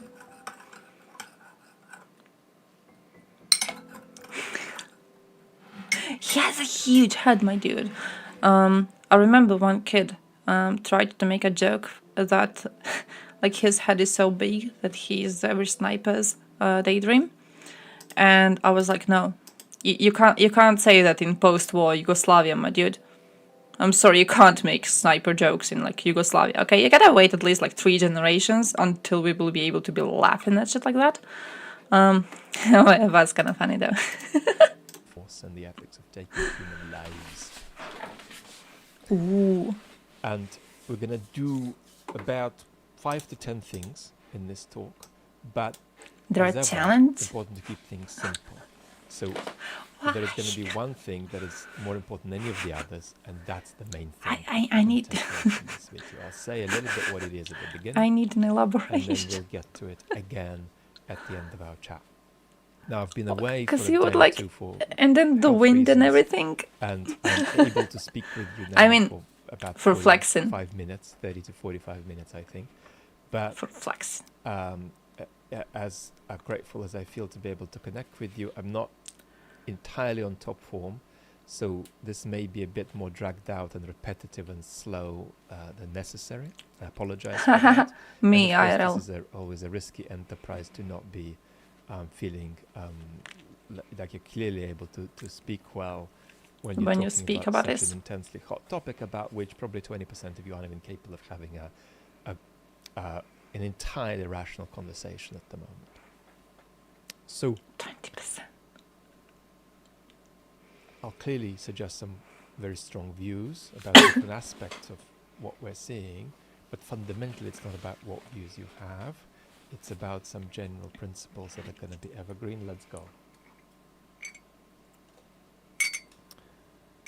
An aside, and I've Cevapy spent about based. 15 minutes just writing a few headlines about what I want to hit, and I have no idea of how well I'll be able to hit it in this chat with you, so we'll just try, and you're gonna, if you have the energy to invest, you're gonna, give this a shot too of staying with me. So let's do it. If 20% of First you thing I people wanted to were say, rational, I would be fucking happy. Mistrust, and I'm speaking in a tongue-in-cheek way because you should never blankly mistrust anybody on the basis of an abstract principle, but mistrust anyone who thinks that they can state their view on the Israeli-Palestinian conflict in 2 minutes flat or in 5 minutes flat. So yes, by all means, watch explainers, listen to explainers, read explainers if you don't have a deep immersion in this story, Okay. as a lot of people do. My own, in part, starts from the fact that in my childhood, just before my teenage period... You got rational in the name. I'm already like, Teenage period, I lived for 4 Are years you? in Israel. In fact, Is this 1940 like when people have truth seeker in their my name first and you're like, language, my preferred language was Hebrew. Hello, so I am spoke Hebrew rational. for the first couple of years of my time when I could, and it's a language I've forgotten since then. Israeli friends accuse me of having forgotten it for political fucking the reasons, but Brits nothing all of a I didn't sudden. practice it at all. When did we So turn it's anti-British? unavailable to me now. No. A while ago, Having didn't we? said that, that by no means makes me have disproportionate sympathies to Israel across the history we've seen in the recent decades. Okay. So I'm confident about that, but I'm sharing this biographical detail with you. So there are no 2 to 5 minute introductions. to Rati this, Anal. okay? And if you can state this, then in 2 minutes, then you're not really being entirely serious. And my great philosophical colleague Alistair McIntyre has this principle that he doesn't talk about the Israeli-Palestinian conflict unless he only talks about it. Because in philosophy, you talk about politics. Often at the end of a lecture, somebody puts up their hand and says, what about this? And, okay. But we're going to risk contradicting That makes ourselves with this sense. and We should do put a that. few principles down briefly. That's not going to be the main point of the video about how to begin thinking of the Israeli-Palestinian conflict. But what am I holding you here for? It's a main principle that I'm very passionate about, and that it's going to be absolutely central if you find this talk helpful or persuasive to how you think about conflict for the rest of your time in life. And it's that there is something very important that's quite simple, but just because it's simple, it doesn't mean we understand it as well as we should, or think about it as well as we should. But it's this: the distinction between combatants and non-combatants is hugely important in war, in strife, in conflict. Ethically, that distinction is hugely important. And the way in which it's hugely important is this.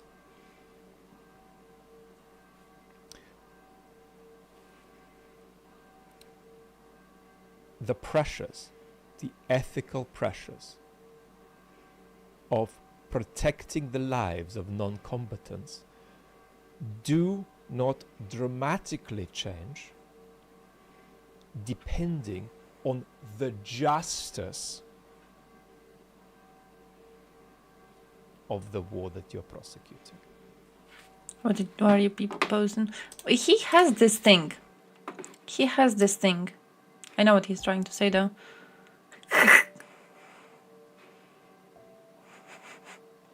He has this thing where he will say something that I believe is mostly understood already, but he has a way of saying it as if it's like a new, completely new opinion, and quite interesting. Like this now, it's like, what was it really as mind-breaking as I expected? No, but like, it's an interesting thing to look into. I wanted to look into the link, because if I didn't click on the link, I would fucking forget about it. Oh yeah, I don't frequent Instagram at all. I keep on wanting to use it, but I never know what to post on it. Oh shit! Oh shit, that's a good image. Whoa. Hey, what you think about it? What you think about it? What you think about it? What you think about the event? Have you seen the protests afterwards? From your window. Oh shit. Oh man, are you good? Do you feel the plastic? Like, actually, I saw you were joking about it. Toxic burned plastic fumes. I saw you were joking about it, but shit, you're actually close. Oh damn. There's comebacks. I know the brother of the main owner, dude. I know the brother of it.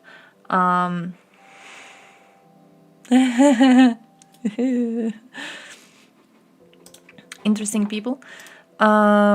Interesting people. There was something quite funny about the protest happening. He had interesting comments on the protest, because like the workers from the firm, they were like, people want to take away our job. We just want to keep on working. So a bunch of workers were out there, you know, carrying those little, you know, slogans and talking about how they want to keep on working, but they were all like foreigners. And they were all foreigners. They don't even know Croatian enough. Like, they probably don't understand what was on the pieces of paper they were carrying around. Had exploding ammo storage in many kilometers. Holy shit. Oh, holy shit, man. Hamas made a statement. They will start executing prison. Shit.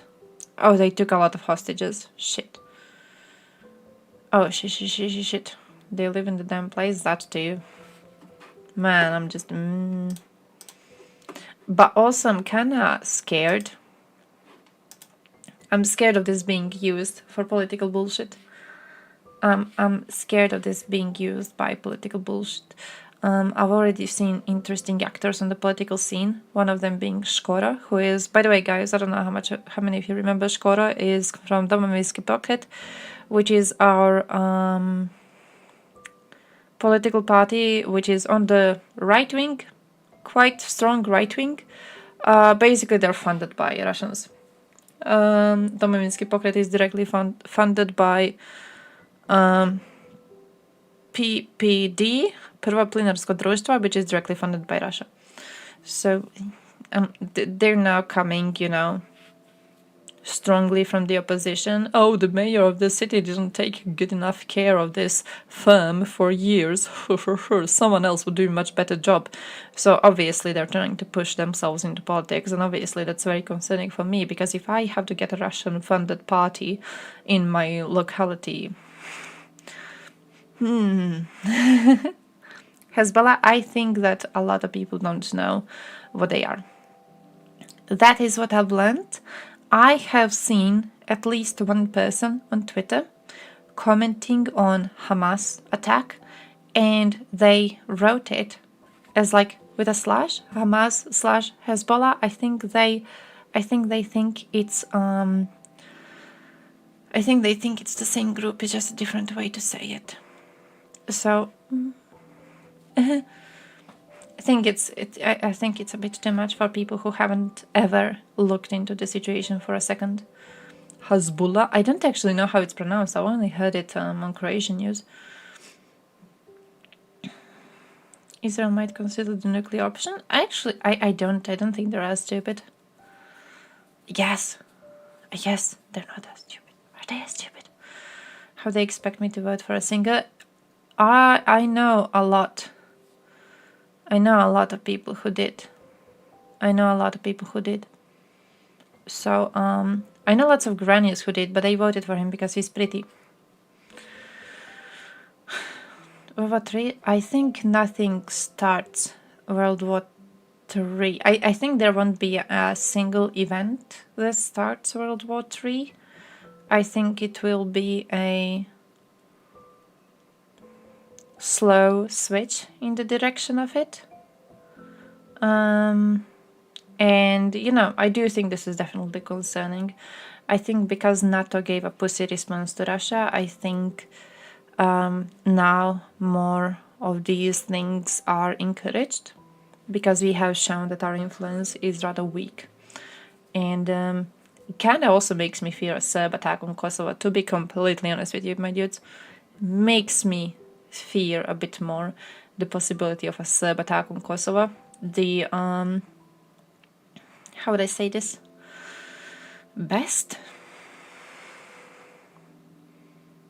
Yeah, the best thing about that is that Serbs are not really able to plan out a complex attack at this point, I think, because they tried already to attack Kosovo from within, and it went as well as it went. So, I don't think they would be able to, but I don't really think they're being discouraged by the current world events. Electing clown as the president? I mean, that's different. That's different. You people have based politicians, okay? Our singer was right-wing. Our singer, he was pussy right-wing. In my household, he was always called the Pussy Thompson. Like, if Thompson didn't have the balls to be nationalistic, he would be, you know, softly, you know, there's like soft nationalists. It's like, I'm not actually going to be talking about my nation being superior, but I'm going to softly imply it using imagery, because I don't have the balls to actually say that right.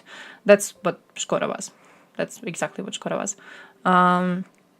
So, you know, when he started getting into politics, he got interesting people on his side. Iran getting hit by the US in a limited way. Oh, shit. I don't think it will. And I think I kinda, how to say this? I think I lost a lot of trust in USA responding in any sort of a actual meaningful action. I think I'm like going full conspiracy on this, being like, yeah, the West are just pussies. Oh no, my dude. Čavoglave? Okay, yeah, true. True. Oh shit, let me save this, Beyond words, the for kind afterward. Of slum that certain social media platforms have been over the last 24 plus hours. And one of the two things that have been dreadfully wrong. Thompson also said French food is good, so come on. Is the question who are you listening to? Of the justness of starting a war, right? And the justice of how you prosecute the war. Okay. And what I'm giving with my principle here is a very important understanding. That Yep. They all were in the Communist Party. the justice of how you prosecute a war, right, our understanding of what's a just way of prosecuting a war, should change less than it does in practice, depending on how justified we think our war is. There is a tendency to bridge the two. And I'm speaking against that.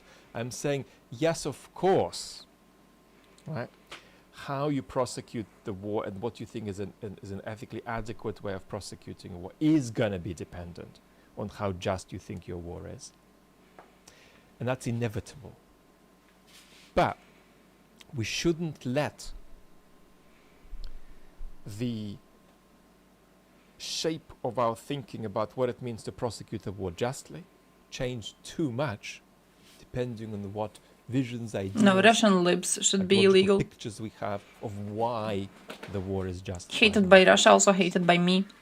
So, Banned them from the West. as I've made a note here, how we make the distinction between combatants and non-combatants should not change too much, we're being realists, too much, depending on the justice of the war or struggle you're engaged. Okay.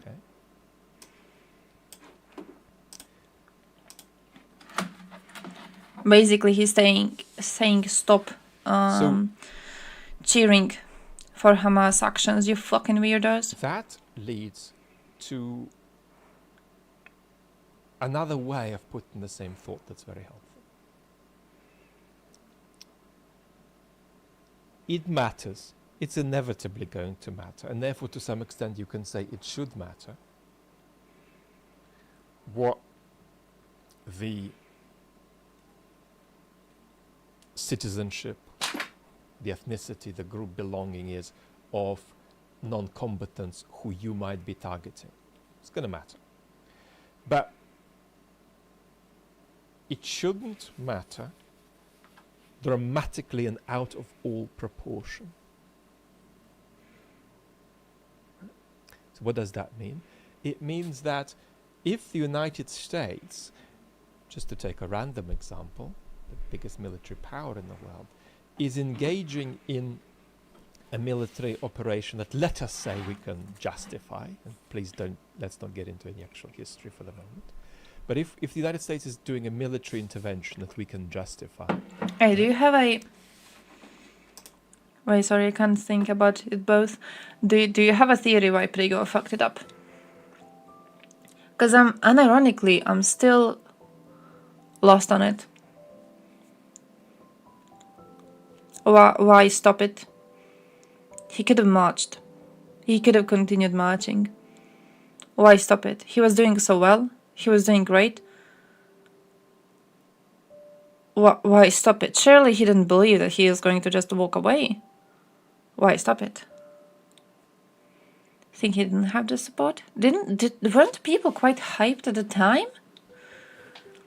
I thought he had a chance on something at least. March to Moscow. March to Moscow. He was like, Putin is gonna support me. I thought he was going to go like regardless of Putin. I thought he was counting on his men. How rational most people are by denouncing Hamas this time. I think we're doing a good thing in normal parts of the internet, in which we are pushing people to have, I want to say, more normal views on these things. I am quite positive about a lot of it. I'm quite positive. Like in a lot of communities I was a part of, I've seen surprisingly normal responses to this, truly. Like I saw someone just before the stream I was on Twitter, and someone was like, "Oh, I can't wait to see what Tanky Vosh says about this. Ha ha ha. He's probably going to say that Hamas have every right to kill as many terrorists as possible." He didn't, actually. He didn't. He had quite a normal response to it. It almost makes me have some hope in democracy that we are able to, like, push more people into thinking. I don't know. There's something interesting going on online. All this politics, history, war thingy. I mean, it depends on which war you are specifically commenting on. But French army sent to stop him, joined him instead. Because didn't they have lots of conversations afterwards about how many Russian police, was it police, was like in on it and they would have been ready to support him? Twitter used to be beautiful and then it wasn't. Surovikin was supporting him and then he made a cockstake. But like, what if Prigozhin didn't stop? If Prigozhin didn't stop, if Prigozhin continued, do we think Surovikin would have still been a pussy? VTV kind of said bye, that was it. Okay. Former famous 17-year-old Hoi4 player takes over Wagner. So they all just quit their jobs. Man, he would just get them all into gaming, that would be great.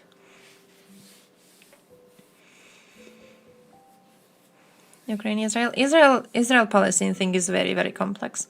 That is the one that I would not... I'm basically, I don't feel in a right position to explain it. That's how knowledgeable I am on it. I know the very, very basics, but I think there's a lot of much better sources on it than I am personally. When it comes to Russian invasion in Ukraine, though, that's where I'm actually GG on. But it's just like old-timey imperialism. Genuinely nothing deeper about it. Russia wants to keep area of influence. Russia thinks it has the right to countries that used to be under them, both under USSR and also under the Russian Empire. So when Ukraine was trying to break out from this Russian area of influence, Russia got pissed off. First started blackmailing them with trade deals with the oil. Didn't work. Took over Crimea in 2014 when they saw a chance to. He could die as hero of Ukraine. Prigozhin, yeah, true. And now he died as a heroin user. He died as a heroin user who blew his own plane up. So, In a distant part of the world relative to the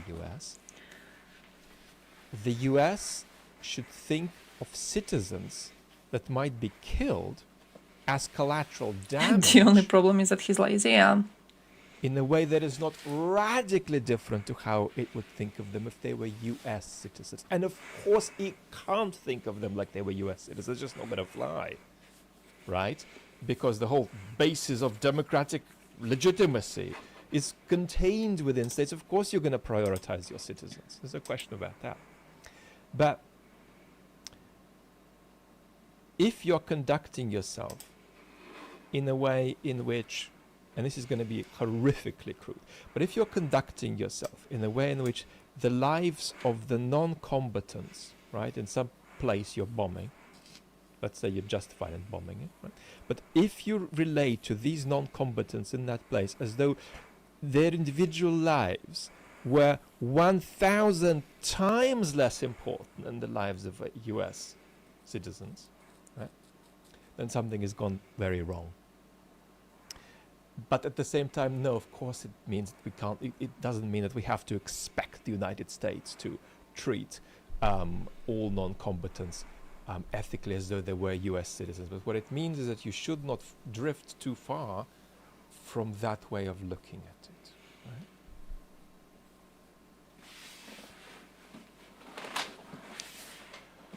one of the evils of terrorism is that it constitutively tries to blend this distinction. I will say more about that later. It constitutively tries to break that distinction between combatants and non-combatants that I'm trying to make a little bit sacred in this conversation. So, the justice of the decision to go to war and the Define justice of works. the conduct of the war are two things Okay, fair. that we're trying to keep apart with this big emphasis on competence and non. Feel it's a bit of a... Let's say very briefly, just a little bit about Israel, the Israeli-Palestinian conflict, and then we'll high risk situation. Proceed more with these transferable evergreen ethical. You might get your goal. You might also get your entire part of the world now destroyed. It's obvious that Israel is a democracy inside the Green Line that is having a democratic wobble at the moment, and quite a precarious democratic wobble. It's got an anti-democratic authoritarian project trying to break the central counter-majoritarian institution that controls. No, the current Israel attack is a lot different. And if you're talking about the Hamas attack, democracy is in danger. It's but that has not been going on for years. But Israel is a democracy, and it isn't. Also, what is your country? In I feel a that bizarre kind of colonial rule with many also depends. And that's what's strange about it. I think that's strange about it is the contiguous nature of it. That normally we have a colonizer here and this colony over there, but in Israel the two are connected. And there are indeed overlaps here. I won't pursue about how that sits psychologically with Israelis and actually some of the challenges Russians have realizing what their government's up to. A certain a remarkable capacity for an absence of empathy about what one state is doing just tens of miles from where one is. Now, how do you begin to frame your own views, not my views, your own views about the Israeli-Palestinian conflict? Well, who are you getting angry at? Here's a suggestion of 5 steps. I want to Does know. Israel have a right to exist? And my answers are not I want to know. in the I like this idea. You guys pay me Does Israel to have a swear right at people. It's like I'm the swear jar. The answer is yes. I'm the swear jar. I need to input a thing in the bot. Does Israel have For every a bit right you to give, exist you are as allowed one a swear word. Jewish state? Otherwise, Well, it if you doesn't mean post by in that, chat. that Israel can exist as a sort of civic pluralistic entity with its official religion being Judaism, the answer to that, well, unimportant, but I'd recommend is yes. But if Israel has a right to exist as a Jewish state means a very specific kind of ideological project. Okay. That goes with certain religious and political conceptions, that has certain implications, not just for Palestinians, but for Israeli Arabs, folks who are living inside Israel. That is not something that I would recommend Palestinians need to accept remotely. So insofar as Israel is a Jewish state in this more specially ideological sense, then I'd recommend that doesn't need to be accepted. But that's a question for you.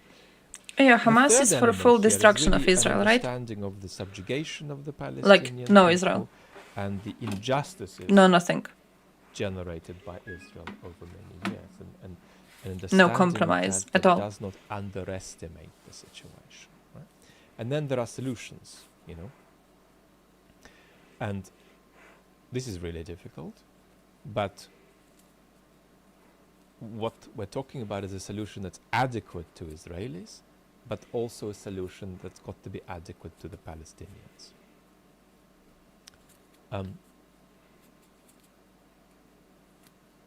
fifth question that's particularly relevant in the last couple of days, that goes back to this distinction we've just made is violent resistance justified for Palestinians, right?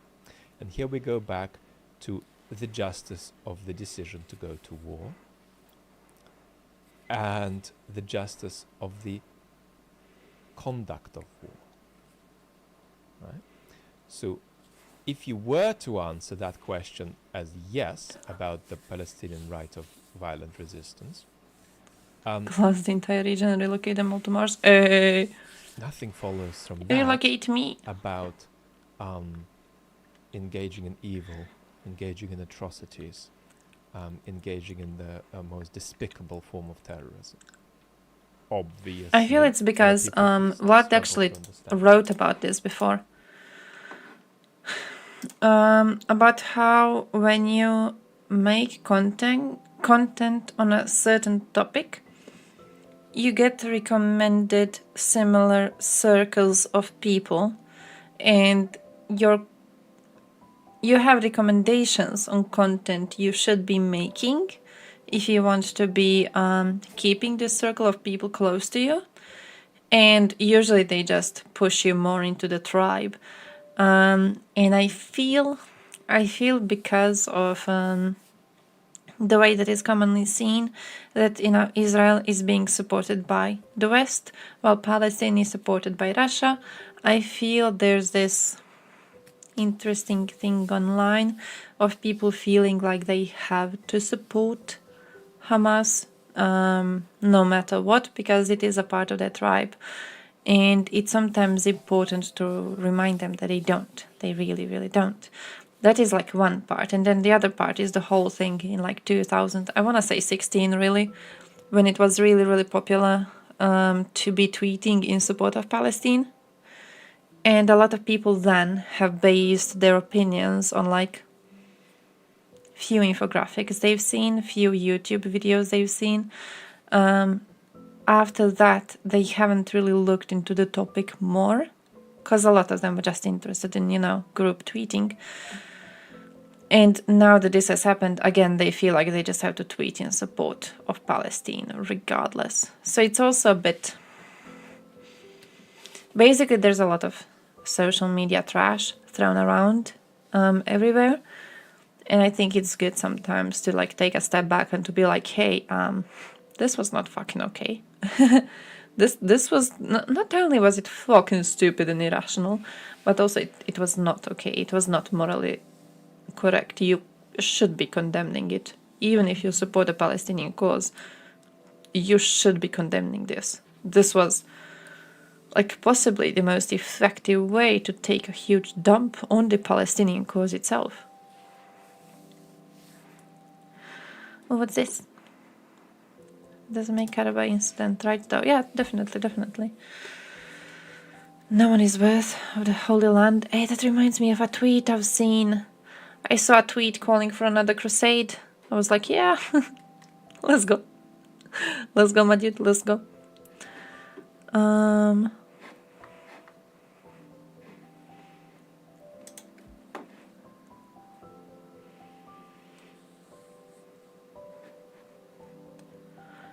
What?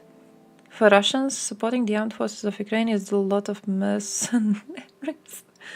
What? Israel, like Ukraine, is right in its defense. They have every right to defend themselves. Hamas regime is entirely to blame for the attack on Israel, just like the Putin regime is to blame for the war in Ukraine. At the same time, for a Palestinian to support the Israeli army is truly stupid and betrayal, because Israel is not fighting for their freedom and interest, but for its security. Palestinians' task is to fight Hamas inside Palestine. Their interest is in defeating the Hamas regime, not in sacrificing themselves to the interest of a neighboring country. Dying for someone else's victory, which will also be a victory over you, and not just over the butchers from Hamas, is the stupidest investment of your life. Despite the fact Israel is 100% right in its defense. What? Putin's regime is an occupation regime. And I hate this bullshit idea. Putin regime, heck yeah. That Putin somehow occupied Russia. Much greater than what Ukraine or NATO countries could inflict. our main enemy is internal. I would very much love to say that I believe NATO could do lots more damage to Russia than what Putin is doing, but okay. The Ukrainian armed forces is not the liberation army of Russia. This is the army of a country that fights for the interests of another culture and people. When Ukraine, instead of the Putin regime, decided to fight Russian culture,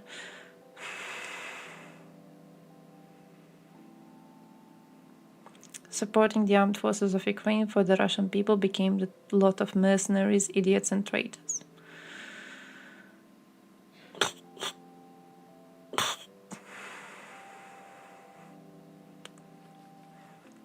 What do they mean, by the way, when Ukraine, instead of the Putin regime, decided to fight Russian culture? When do they think this decision was made? I would love to hear that. They have like the idea of when this was decided. When was this decided? What do they think? When did this happen? But you know, you need to force them to listen to chess bro speeches. Kasparov had a great speech as to how if you want to defeat Putin, you must make Russians figure out that they have actually been defeated. Like, if you want Putin to lose, Russia must lose, and Russia must lose in a way that is going to make it impossible for Putin to present this as a victory to Russian people. They must lose so badly that they must figure out that they have lost.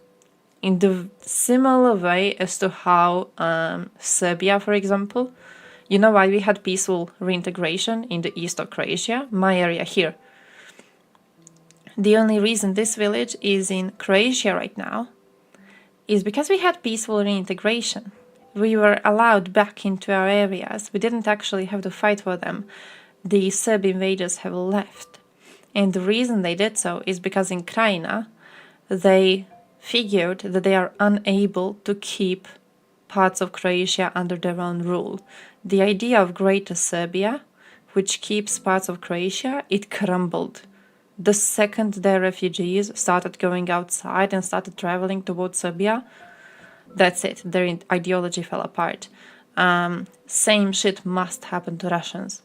The idea of the great Russian Empire must crumble in order for them to stop claiming pieces of this land. And it will not happen without their proper defeat on the battlefield. Oh, the Russian Orthodox Church and language? Hey. Like, even that, like, it's allowed. The language is allowed. The language is still there. Oh shit, no, I saw this. Oh shit, no, I saw this.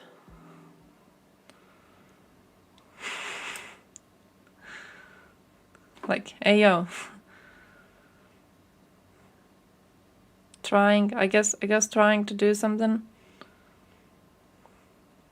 There's stuff that I would love to be spraying around, you know, that I feel would be a bit more useful to spray around in the lands of Russia, but they, you know, it's something. It's fucking something.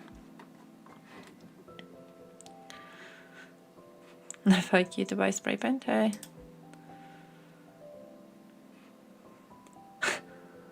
Oh damn. How many spray cans did that woman need?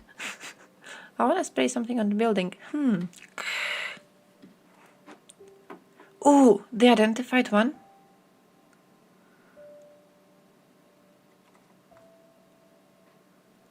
Having uploaded a number of pictures to his Google Phone account, which shows him wearing the same polo shirt, pants and sandals.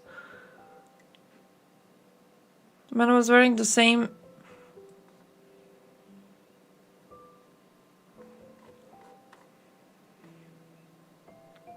He went out in his everyday wear. Like, this is what I wear gardening, and this is what I'm gonna wear to commit a terrorist act. Just like my everyday clothing.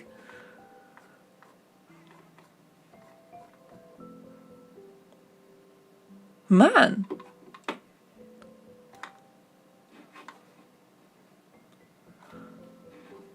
Tactical sandals. Man, though.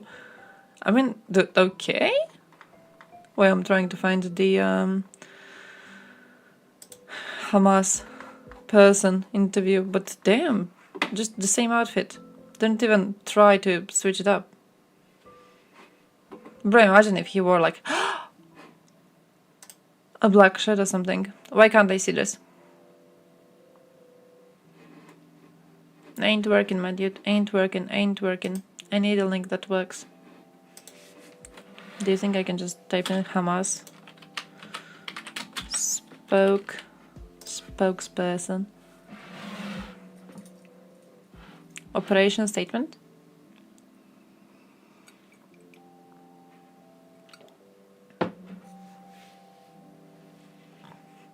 Hey, yeah, Mr. Crime, how's life going? Palestinian ambassador to the UK refuses to condemn attack. Hamas-Israel peace, how to solve? Do we want to get an AI on this? Someone get an AI on this. Dobson uses AI. I feel that could work. Hostages will be kept safe. Oh, shit.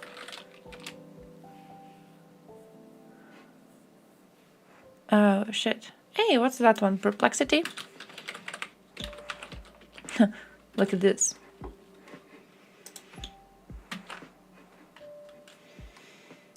How? She's going to be like, oh shit, nice. Da-da-da-da-dum.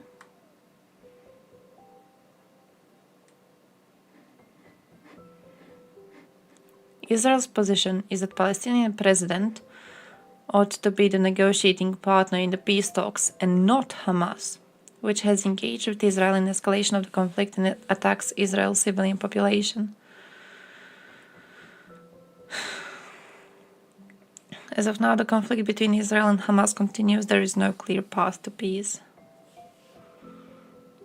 Oh, official position of the State of Israel is that peace ought to be negotiated on the basis of giving up some control of the occupied territories. Oh. Timeline.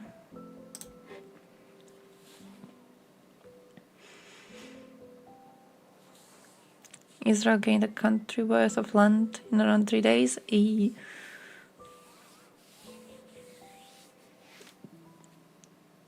I wonder if they are prepared for the influence that would have on everything. I don't know how. I don't know what they're calculating. I'm not sure what they're calculating there. Because they did leave Gaza Strip in like 2005, right, to try and achieve peace. I do wonder if like right now they're pissed off enough to just take it all over. What have you been up to? I'm working. I have gotten into retail as a family favor type of a thing. Not too happy, but that's new. What else is new? What else is new? What else is new? I think that's like the biggest thing that changed. I have actually gotten into fucking working with people, so existing. That's what Russia planned to do. Yeah, that's true.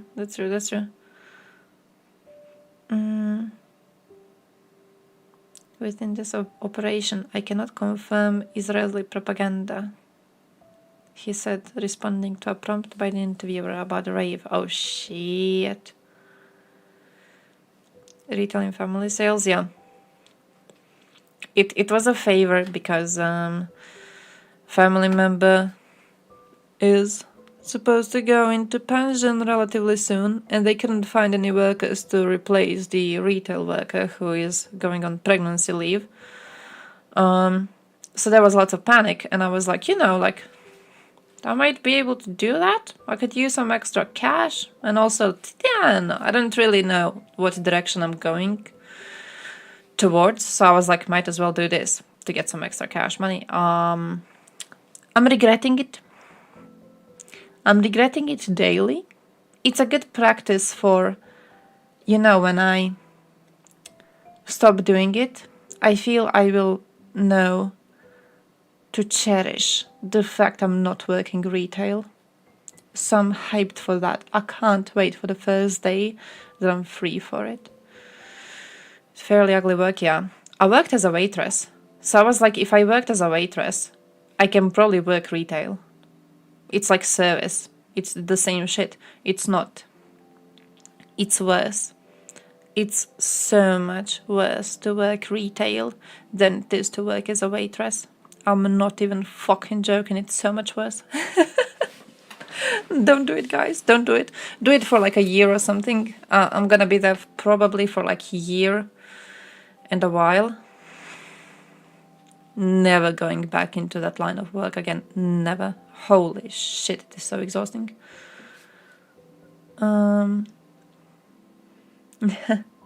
Reason I work with computers, planning something not human connected to after this. Just I did the thing on like getting out from time to time. I do when I can, because I have to work almost every day. I have to work almost every day, my dude. That sucks. Hey, the best thing, like, I don't know what I would have studied for 10 years ago. I still don't know what I want to study now. But I did buy one of those, because I have some extra cash money now, and I don't know what to do with money. I have a bit too much money. I'm saving a big part of it, because I've got, like, plans. But then also, I'm just saving... I'm saving one part of the paycheck, around half, and then the other half is enough for gas and bills. I pay all the bills I can pay on mobile. I pay them on mobile, right? And I still have like cash money. And I've given quite a lot of it for donations. And then there's always shit left. I've tried buying presents for people, but like I don't have enough people around me to buy presents for. So I bought one of those. It's I think it's Future Learn. But I've been mentally crumbling. I had really, really bad things happen last week. So I've been mentally crumbling and I haven't been using this. I should actually go back to it. And I bought the thing on FutureLearn where you pay, I think it's like 27 euros per month. And you get access to their courses and then you can get little diplomas. So I think I'm just going to start studying a bunch of shit here and just see what's fun. That's like my plan. That's what I want to be doing. You bought a flat? Hey, I don't really know if I want a flat. But I do want a flat. I kind of want a flat. I want to be in the city. I don't know why. I think it's because I work retail in a village. And the more I work retail in a village, more I hate villages. I used to be kind of hyped about being a village girl. But now, the more I actually have to be close to them, I'm like...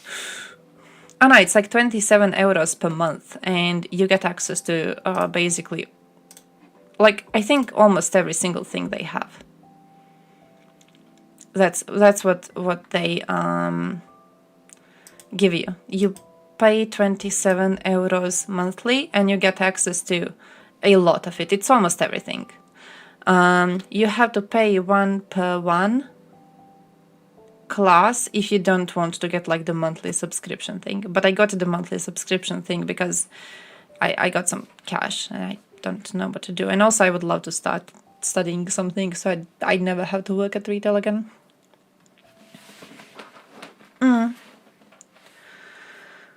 Selling furry porn. Hey, the worst thing is I wanted to do that for a while. But I can't stomach actually getting into it. I've heard it's a really profitable career though. I've heard it's a really, really profitable career. Yeah, flats are fucking expensive. Just buy a house. The thing is though, we have a house and I feel the house is very, very valuable. I don't want to leave the house.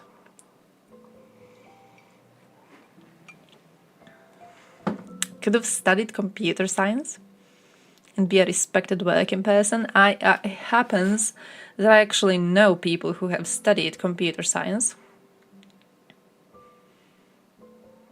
Maybe it's just them. Maybe it's just them. But I'm not sure I would agree with your assessment. Not sure I would agree with your assessment.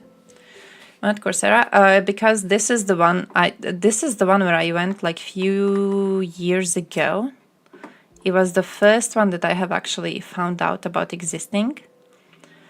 And I actually meant to look into criminology because for a while I was really interested into criminology. And I wanted to study it because I was a fucking loser. Yeah, see, I actually finished this one.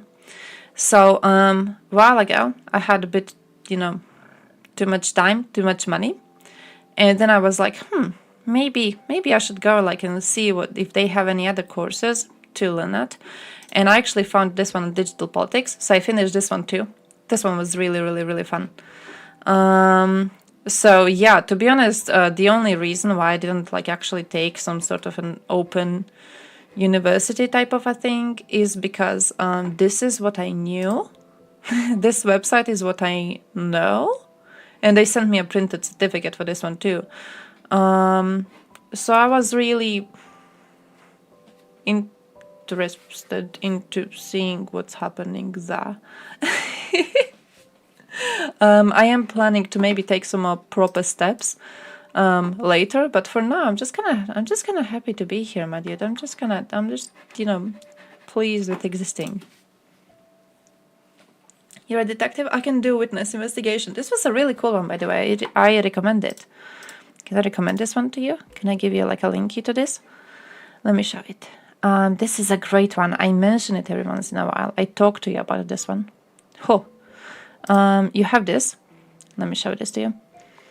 It's the one that I talk to you about whenever we have conversations on what did we have a conversation? Death sentence. It's this one. It's this one. Let me show you. No. What topics will you cover? Do they have weekly things? They don't have weekly things. Ah, shit. You're not gonna see my weekly things. But basically what they have is there's one test, for example, in which you know those tests where there's words flashing on the screen? And it's words. And then they ask you, hey, out of these words flashing on the screen, did you see this word? And then you have to say yes or no, depending on whether it flashed on the screen. And then one of the words will be a word that was not on the screen, but you will say yes to it. Because again, remember the cold reading conversation we had at the start of the stream? It's very similar to that when it comes to witness questioning. Whenever you question someone on their memories, you have to remember that people are really fucking stupid, okay? You are a very stupid person. You're dumb as a bag of rocks. So your brain makes these connections between things that are not actually connected. Your brain makes them anyways, because your brain wants to remember. So, for example, in the little game we had, the words mentioned were environment. What was it? Glass, I think. Then it was house. Then it was wood. It was basically stuff that would resemble a window, right? It was stuff that would resemble a window, but the word window was never mentioned. Just all the parts of the window were. And then at the end, they're giving you a list of words and they're asking you whether these words were mentioned, and they write window. And you're like, yeah, of course window was one of the words. I remember it. I visualized it. I remember it. So you go yes to it. And they're like, you fucking idiot. It wasn't even there. Or with questioning witnesses visually. They had a thing with showing you the video of a dude who goes into an office building and steals a bunch of laptops. And they show you his face, you see him. It's not one of those shitty CCTV images. It's you actually see the dude properly, proper cameras and everything. Then they give you a few lines of text about how hard it is to figure out, what's the word? To figure out how to remember a person's face. Because we don't really have words for a lot of facial features exactly. So you don't really remember them, right? You will remember stuff like hair color, for example. But even that you will not remember in exact levels. Because most people, you say blonde, you mean several different colors that fit into this blonde. So you see two blonde people, and because your brain is stupid, it will not know which shade of blonde is the correct one, because it doesn't have a word to describe it and it doesn't have a word to remember it by. So basically what they do is, after giving you all of these lines of text, they show you images of people, and it's like 9 of them, I think. And they're like, which one of these people was the man who stole a bunch of laptops? And you click on like 2 or 3 of them, you're like, these are the ones. And it turns out that it's none of them. They just showed you random ass people, and none of them it was. And apparently it's a very, very common thing a very common problem in witness questioning, because lots of police people don't know enough about these tactics on how you confuse a witness. So what they do is they present them with a bunch of images, and they're like, okay, which one of these suspects is the man that you saw? And because you're speaking to, again, a stupid person, you're speaking to a stupid little person, right? You show them images of 9 different people, and you ask them which one of these is the criminal. Because the person is stupid, they will pick one of them who looks the closest to what they remembered. They will not pick the one who fits the image exactly, but they will start with eliminating those who look nothing like the person they remember, until one person is left standing, and then they pick that one. And when it comes to trying to identify who's the criminal, who like did something, who should be punished, this is a big fucking mistake. Another thing that they also do, again, remember, you're speaking to a stupid person. Always remember, whenever you have interactions with people, remember you are speaking to someone very, very stupid. What they will do sometimes is they will show people like images of like few suspects. And they ask them, oh, is one of these people the person you saw do the crime? And people like look at these images and they're like, no, none of them fits. And you're like, okay. And then they do the lineup. You know, of like criminals, they do the lineup of criminals. By the way, lineup, I don't know how much you knew about lineups. These lineups, usually they're like actual suspects, plus they will literally go out on the street and find people who vaguely look like the suspects to put them in the lineup too. So you would have like more choices to choose from. So they would know how exact your memory is. But if they do this badly, of course, it fails because a person is trying to find someone the closest. But what happens is, if the same person is in this lineup and in the photos you have shown to the witness beforehand, their stupid little brain doesn't know from where it knows the face. It just knows that it recognizes the face. So it sees a face in the lineup and it goes, oh, this one! But it hasn't actually seen this face at the crime scene. It saw it in the pictures that the policemen have previously provided. It's a stupid little human brain. But then a lot of people have ended up in prison undeservingly because they have been recognized through these stupid-ass methods. So, quite a cool thing, to be honest. The best thing I got out of this course is that I stopped believing in the justice system, and I learned that people are very stupid. Also, I had to finish my video, bro. It's 7:54. Holy shit. I have to leave soon. I have to go soon. Yeah. Slow dude, slow dude. Let me show you Arthur. Someone in chat farted. It was you. We have a saying here. The man who is screaming is the one whose house is on fire. So if you point out someone farted, it's you. It works in crowded rooms too. The first person in a crowded room who goes, oh, who farted? It's them. It's always them. Is it some tiny little old lady? It's her. It's always her. She's trying to blame someone else. Yeah, whoever smelt it, dealt it. Yeah. I love how different cultures have different ways to say, if you point out a fart, you did the fart. It's such an connecting thing, you know, globally. Very cute, very, very, very cute. Much like the Yom Kippur War 50 years ago, Israeli defense forces have been taken off guard completely. But much like 50 years ago, now, 3 days later... By the way, fucking embarrassing for Israel. In this video, you can see them already entering the Gaza sector.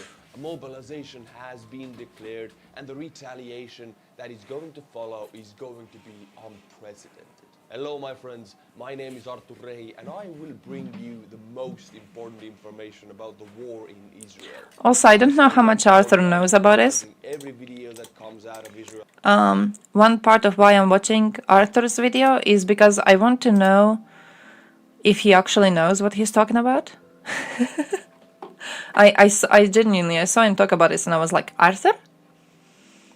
Isn't he mostly focused on like just what's going on in Ukraine and that's it? I didn't know he covers the rest of the world at all. So I kind of just saved it so I would know if what the fuck he's doing. Let's get into it. Around I don't know what he did before covering Ukraine apart from showing his chest hair online, okay? October the 7th, shortly after the militant organization launched a series of surprise rocket attacks on Israeli cities. Yeah, like everyone's an expert, yeah. 7,000 rockets have been fired in a huge coordinated attack by Hamas terror group into Israel. Someone's gonna have very bad takes. Declared a state of war on Saturday. Talking about that. Militants captured dozens of towns in southern Israel and attacked. Haven't checked my chats in a while. 50 hostages, according to the Israeli authorities. In this video, we can see Hamas fighters infiltrating into Israel with paragliders. This might look stupid, but it only expands on the fact that this attack has been carefully prepared for months, if not years, and in complete secrecy. There are unconfirmed reports that Hamas paragliders landed at or near You mean Chernenko, really? that guards the Dinoma nuclear. Man, This facility is that widely fucking used sucks to though, I don't like source that. Israel's weapons-grade plutonium production. Now, my friends, we will watch a video of Israeli Prime Minister Netanyahu giving a response to the attack and declaring a full mobilization. I will read you the subtitles. The state of Israel has been at war.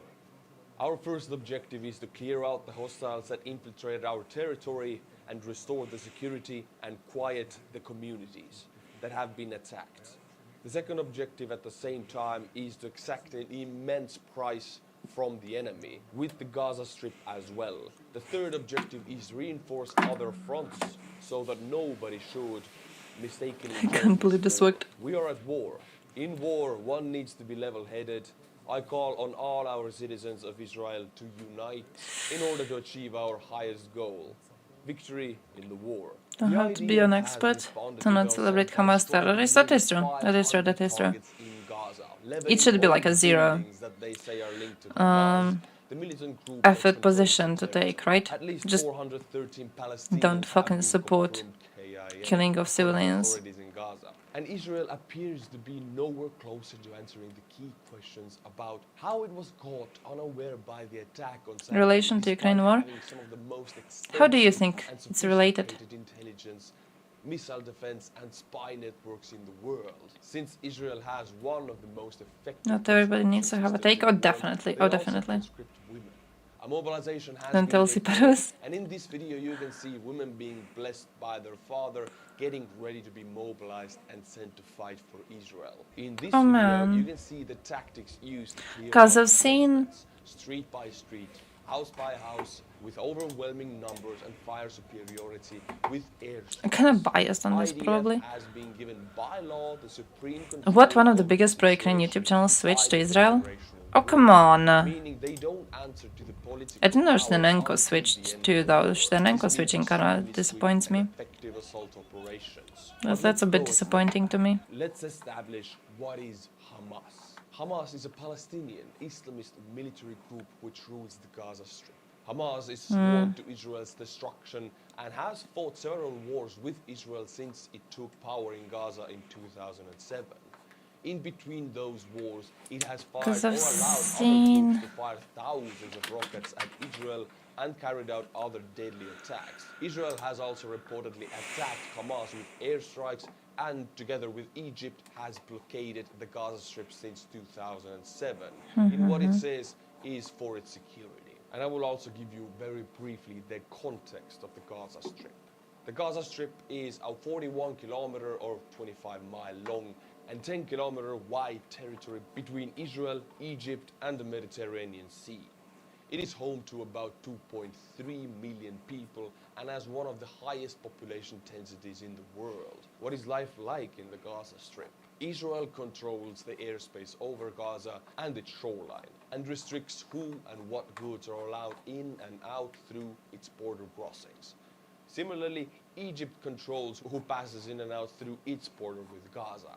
Why is this attack so unprecedented? I was trying to find that Oz thread, but it's gonna take me some time. I'm gonna send it in Discord after the stream when I do find it. A day after the 50th anniversary of the surprise attack by Egypt and Syria in the 1973 that started a major Middle East war, Yom Kippur War.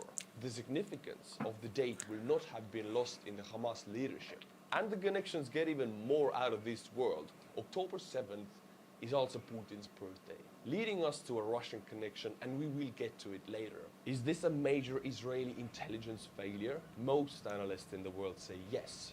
With the combined efforts of Israeli domestic intelligence, Mossad, its external my thing is, I don't know. I don't know defense forces, it is frankly astounding that nobody saw how much I buy into strong. they did have a warning. Israel has arguably the most extensive and well-funded intelligence services in Some moron in Scottish just said that we replaced the Ukraine flag with the Israel flag. as well as Lebanon and Syria and elsewhere. Like, do they not know how we changed the flags here?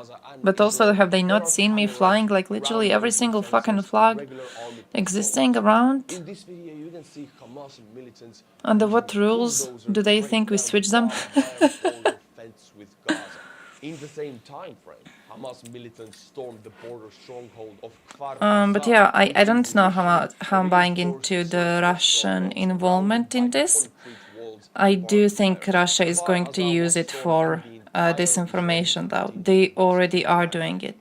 Today, the IDF is conducting I don't know how much I buy into the idea of Russia actually starting it, to be fair. As of making this update, Kfar Aza has not yet been liberated. What is the strength of the IDF?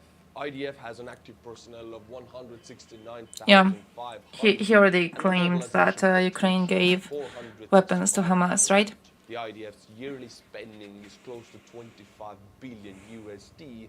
IDF has a capable air force of 181 aircraft. I definitely see that. I definitely see a big danger in that. Tanks and tens of thousands of armored vehicles, but this includes lightly armored pickup trucks, for example. Now, my friends, I want to bring to you the Iranian leader's response to Hamas attacks. And the Iranian leader gives a direct message to Israel and America. I will translate. We stand with Palestine. Listen, Story America. conflict. We will not accept Has it the Russian or American weapons? Okay, I could see that, yeah. We will defend all Ummah Muslims. I think that what is being implied is that the weapons have been sent intentionally, which for me is a big problem. War and also Donald Trump's reaction. How strong is the IDF's reaction and what will be the level of retaliation? In this video, we can see the IDF's Merkava Mark IV tanks heading south to prepare the promised invasion of the Gaza Strip to destroy Hamas once and I still want a wall. in Israel, it is I still want a wall. I want a wall just like to see a wall. to defend Israel. Most citizens I want a wall understand it and just to see that respond there's a wall. to arms. On this photo, we can see the former Prime Minister of Israel responding to the call and getting his gear and weapon.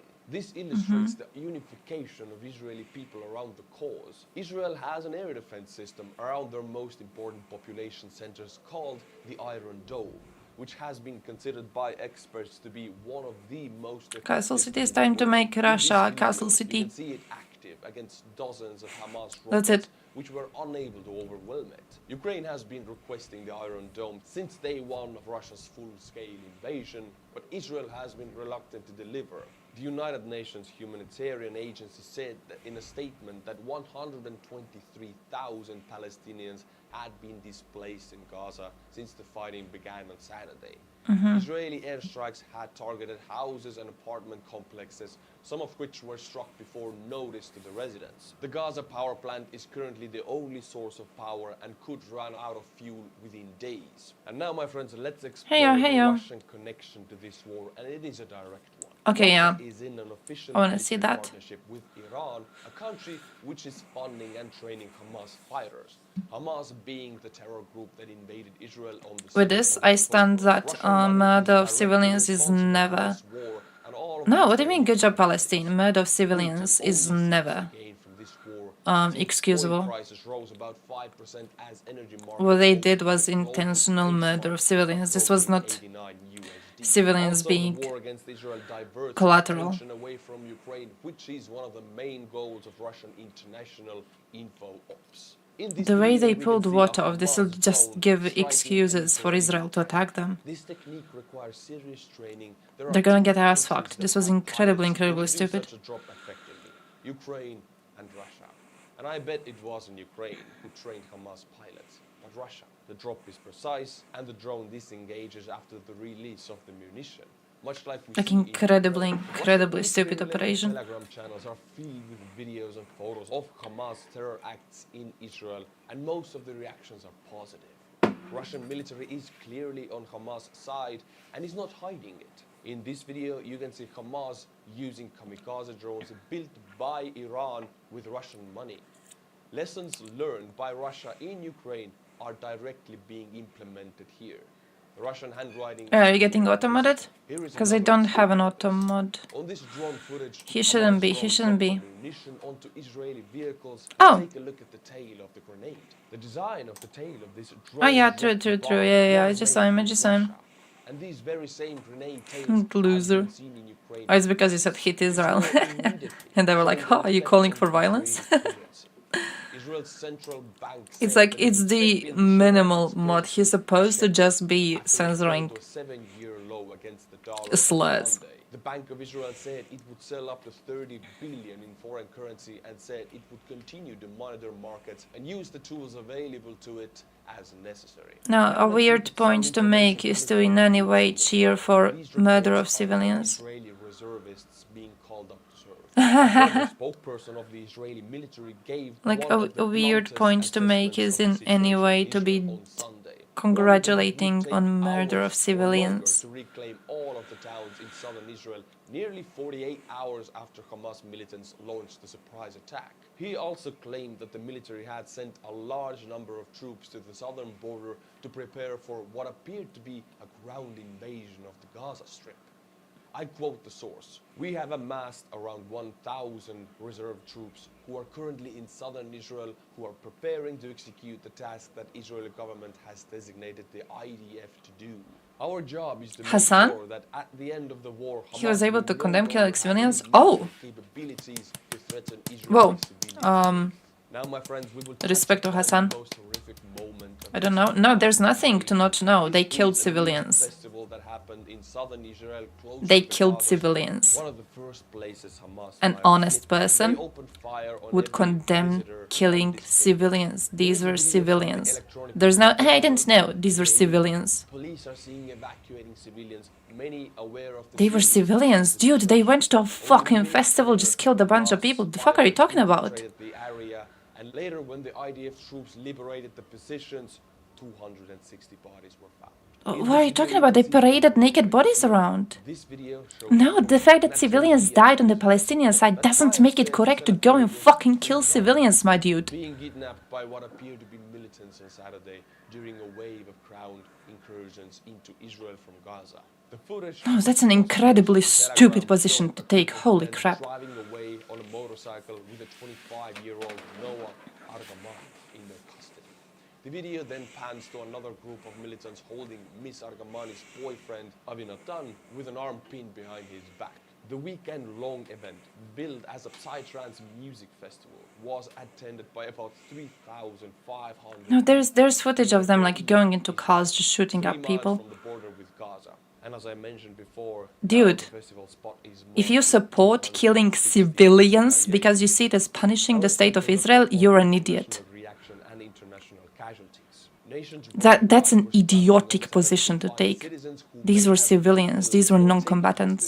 when militants from Gaza surged across the Israeli border on Saturday, lists of missing people have flooded social media. United States National Security Council spokesperson who spoke on condition of Does it not? You're gonna kill civilians? There's someone gonna do the same thing to you? Bro, killing civilians accomplishes nothing. What did killing civilians do here?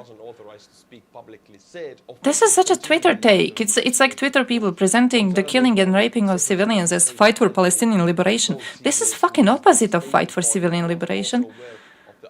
This is the opposite of fighting for Palestine. This is the opposite of getting them their own state.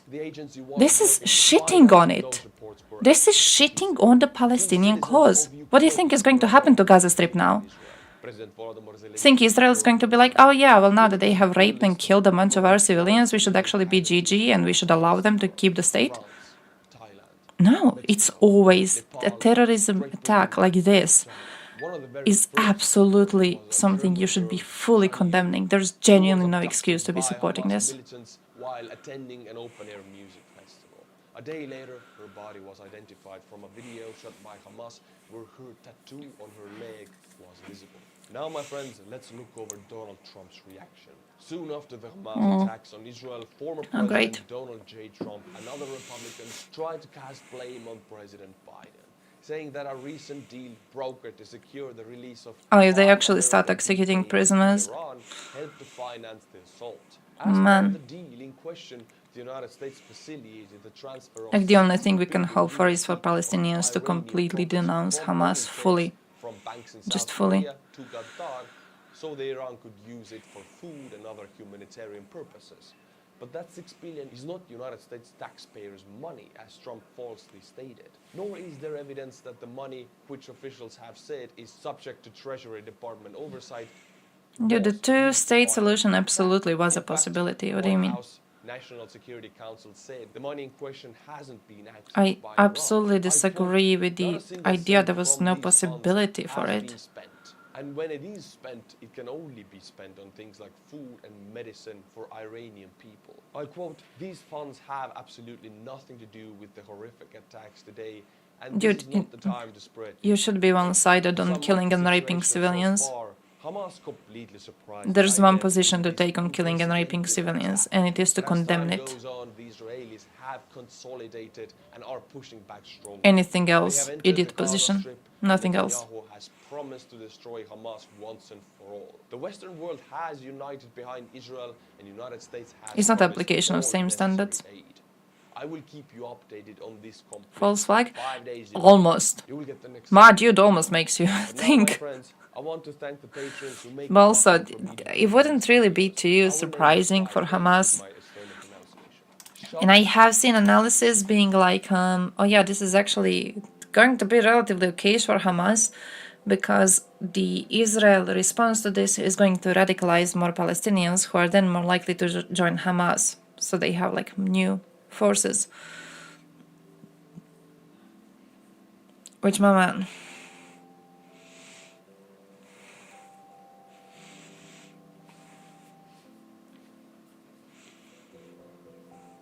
No, I don't know. Yeah, Arthur did sell out. Arthur did sell out.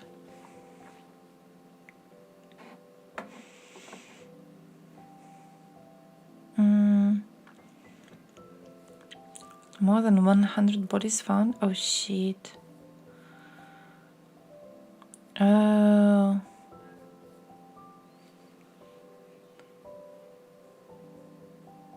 Hamas is not Gaza, Hamas is garbage. I mean, yeah.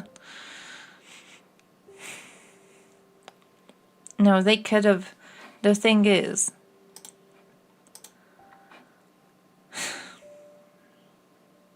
I do believe there could have been some sort of a solution. I don't know if it's too diluted, but I do believe that everyone strives for a normalization of relationships. If you allow sides to have enough of a ability to have conversations when it comes to land disputes like this, I'm sure they would have figured out a way to do normalization of relationships. At least it would probably require two-state solution. But I do believe that there was a chance. I don't know if I would agree with the idea of it being entirely peaceful, my dude. Hopeless. But then, you know, dude, I don't know where the fuck you're getting the idea that anyone is supporting Azerbaijan crimes when they condemn the crimes of Hamas. You can just condemn killing civilians. The normal position would be to condemn killing civilians. You don't have to suck off criminals just because at some point their enemies were your friends. Like, it's an incredibly dumb position to take. It's an incredibly stupid, incredibly dishonest position to take on this.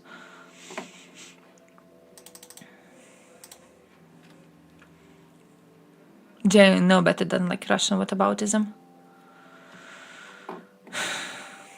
Have a right to defend their homeland. They're not defending their homeland by killing a bunch of civilians. Normalization of relations with Russia. I don't think that Russian invasion on Ukraine is comparable to the situation with Israel and Palestine. I don't remember, and I've said this on the stream already, I am strongly against comparing these two events like that. I think it creates very brain-dead takes. I've seen several brain-dead takes on this online. I'm absolutely strongly against it. Absolutely, fully, strongly against it. I do not think they can be compared. I think if you're comparing the two of them, I think you are wrong about one of them, and I don't know which one it is, but you are wrong. Or you might be wrong about both. But like one of them you know nothing about. Absolutely. One of them you have no ideas of.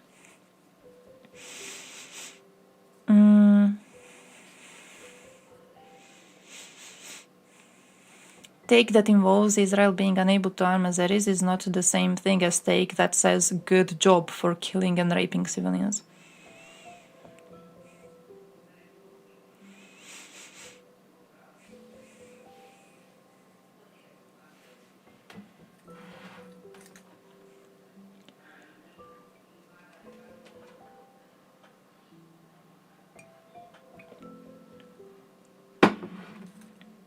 Germany is stopping financial aid. Oh shit, I've seen calls for European Commission to stop giving financial aid. I've seen calls for European Commission to do the same.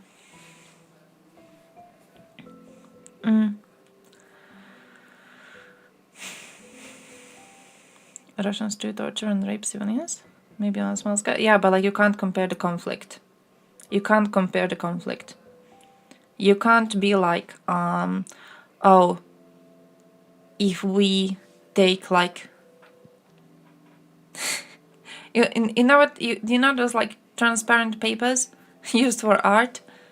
You can't pretend that if you take one of them and you draw out the situation with Israel and Palestine, and then you take the other one and then you draw out the situation with Russia and Ukraine, and if you lay them over each other, they're going to create any sort of a similar image. You can't, it's not going to be similar. It's not going to be similar in any sort of a way. It makes no fucking sense to compare them. It makes no sense to compare the two of these.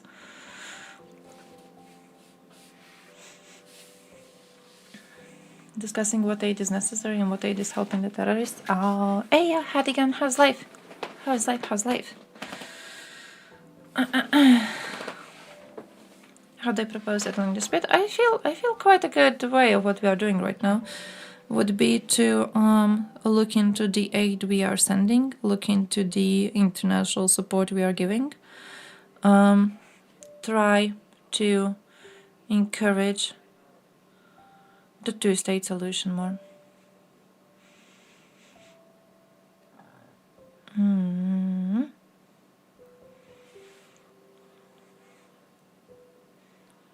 Shit, more rockets.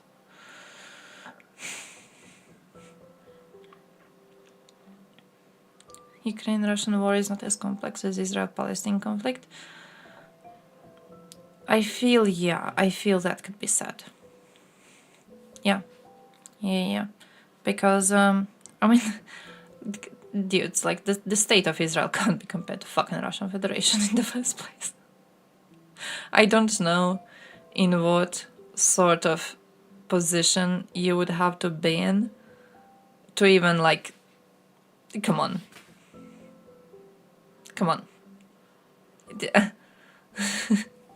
Like, from the start you're fucking crumbling. From the start you're falling apart.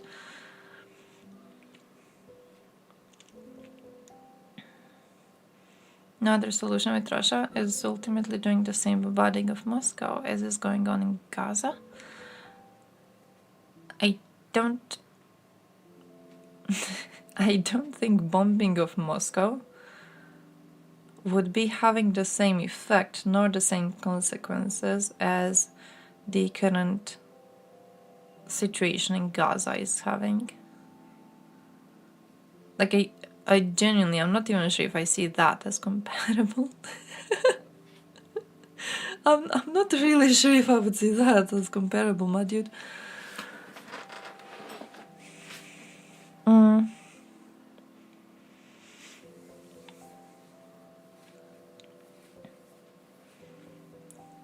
Can we hit that bomb Russia, please, Automod? Automod is like, yeah, sure. Recently, he didn't allow hit Israeli message. Now he's like, yep. We're good. Satanist, Stalinist, same shit.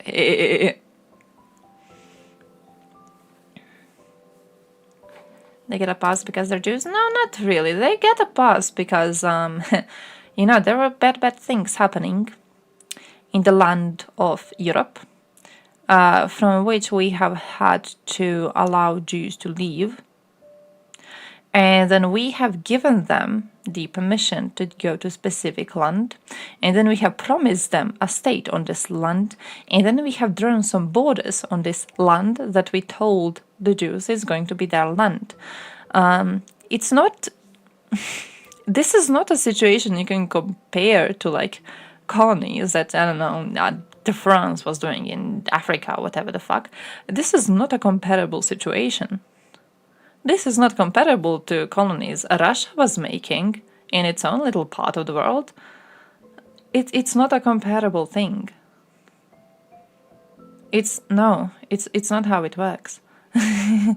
It's not nearly similar. Like when we say we want the Russians to fuck off from Ukraine, we're saying, yeah, we want to take the invaders, push them back, take the Russian military, push it back. When people say that the state of Israel should stop occupying the lands of Ukraine, they are saying the state of Israel should stop existing. And in very, very many cases, they're saying that Jews should be leaving this land. Because they see the Jewish historic claim, which, by the way, I do disagree with historical claims. You guys know I disagree with historical claims, okay? It was Europeans who promised, British, who promised this land to Israelis. But when people say that they disagree with Jewish claim to this land, very often what they are saying is that they want to expel the Jews from this land, which very often makes me think about where do you think these Jews should be going then? Where exactly would you relocate the Israelis? And I'm not really sure what sort of the idea you people have for that. Like when y'all disagree with a two-state solution, and when you want to expel Israelis, where to? Like, what's your idea? What's your genius little idea? What would you do?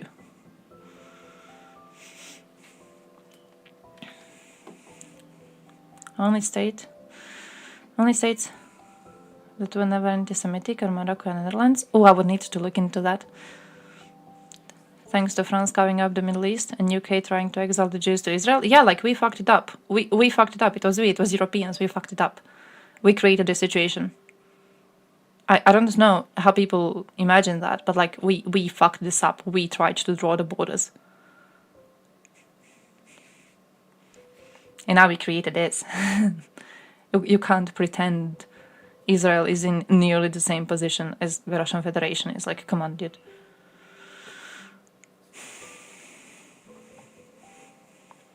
They should share the land. I think the problem with sharing the land started the second our stupid European asses went in and tried to draw the borders.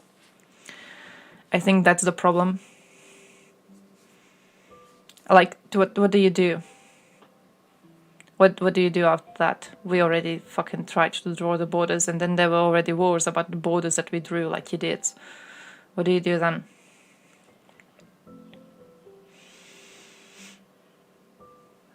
Whoever lives in the place has the right to democratically organize it.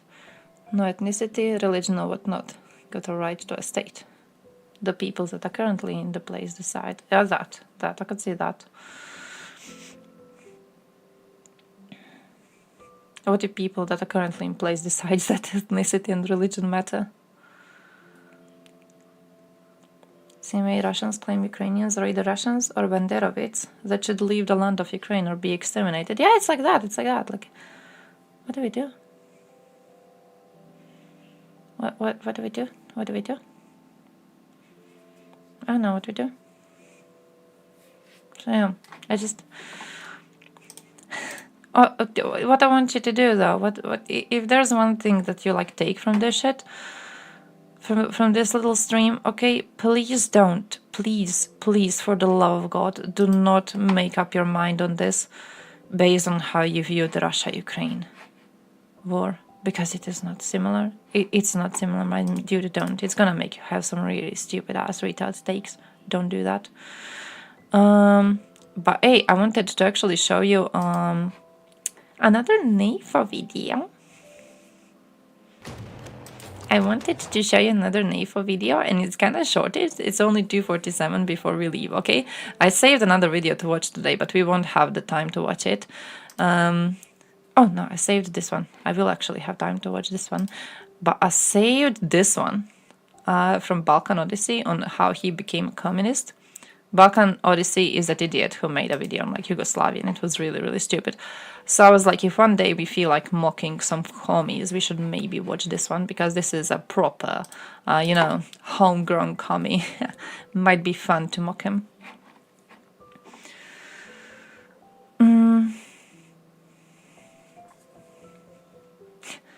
Bandera is some random figure from the past Ukrainians don't really care that much about.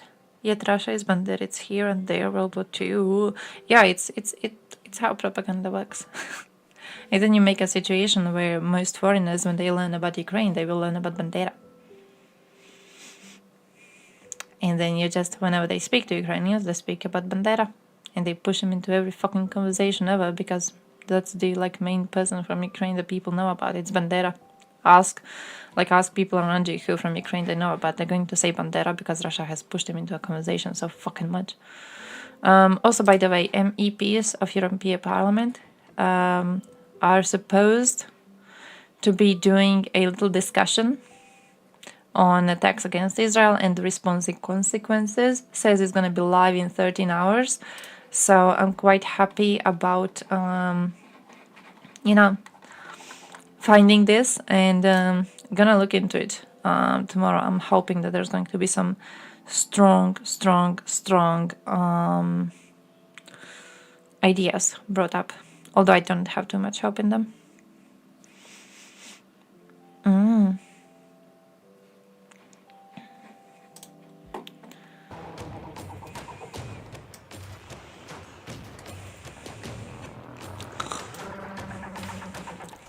Example of activities that we organize for our fellows here in Ukraine. Fellas! It's very important to feel this atmosphere of war, talk with people who are fighting for our land, and you can always join us. Please donate, come with a car, and we will always be happy to see you here. Slava Ukraini!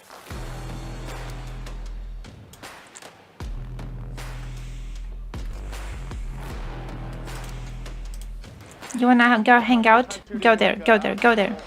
Real rifle, really good equipment, Johnny! really good range, so I'm excited. My first shoot was today, machine gun. It's really crazy, and control.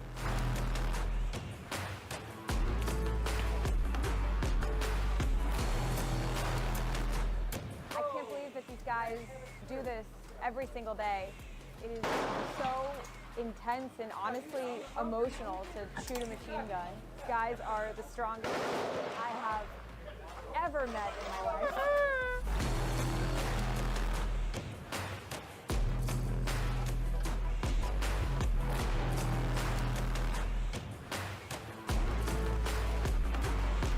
Very good, like the best people in the world to train you. You know what? Ragnar. Thank you. This is actual fucking name. It's exhilarating. It feels refreshing to be back out here. I was here in July, but being back out here again, you know, it's a skill. You know, it's like an art form. You really got to focus. It's like mental more so than it is physical. There's some technical aspects to it, but I'm feeling really good. I'm feeling really confident. So I just got the shoot of the sniper rifle. It came straight from the front. It has a very, very distinct vibe. Look at this fucking It dork. has been actively used and it has done the things you think it has done. So the trigger was very soft and touchy. My man knows a lot. Very softly squeezed and boom, then the bow. And you don't have to be like startled about it. First time I shoot, it's like, poof, I get startled, the scope goes all the time. And finally I can like breathe out and very slowly scoop it. So amazing feeling.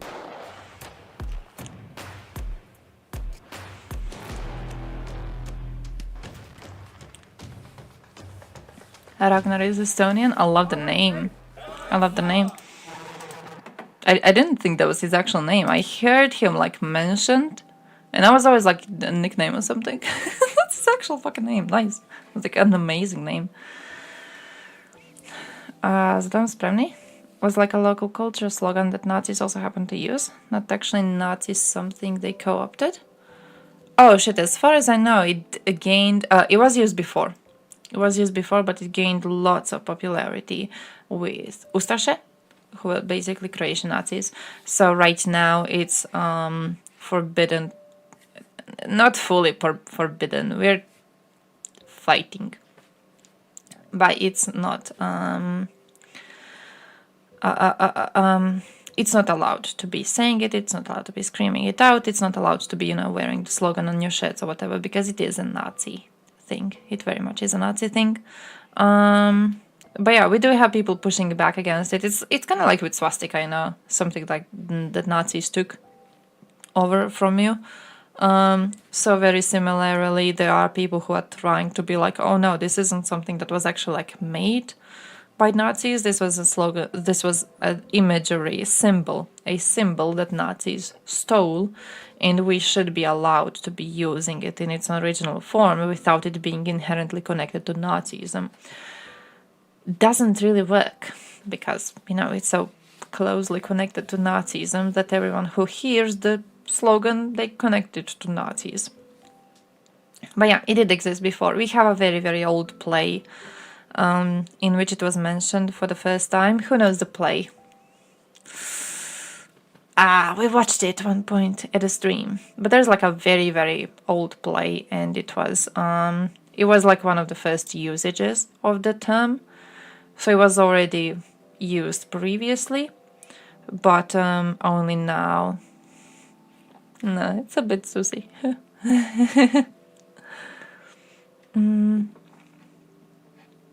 Some Ukrainians wanted budgetly produce some Stephen King book, and then typical post-Soviet Gopnik gangsters came, ruined everything, and broke fingers of translators. What the fuck? Oh, average Russians. It's good ancient symbol of Buddhism. Yeah, see, like that. That's what people say about Zdam spremni too. They're like, oh, well, why would we ban it? Why would we ban it?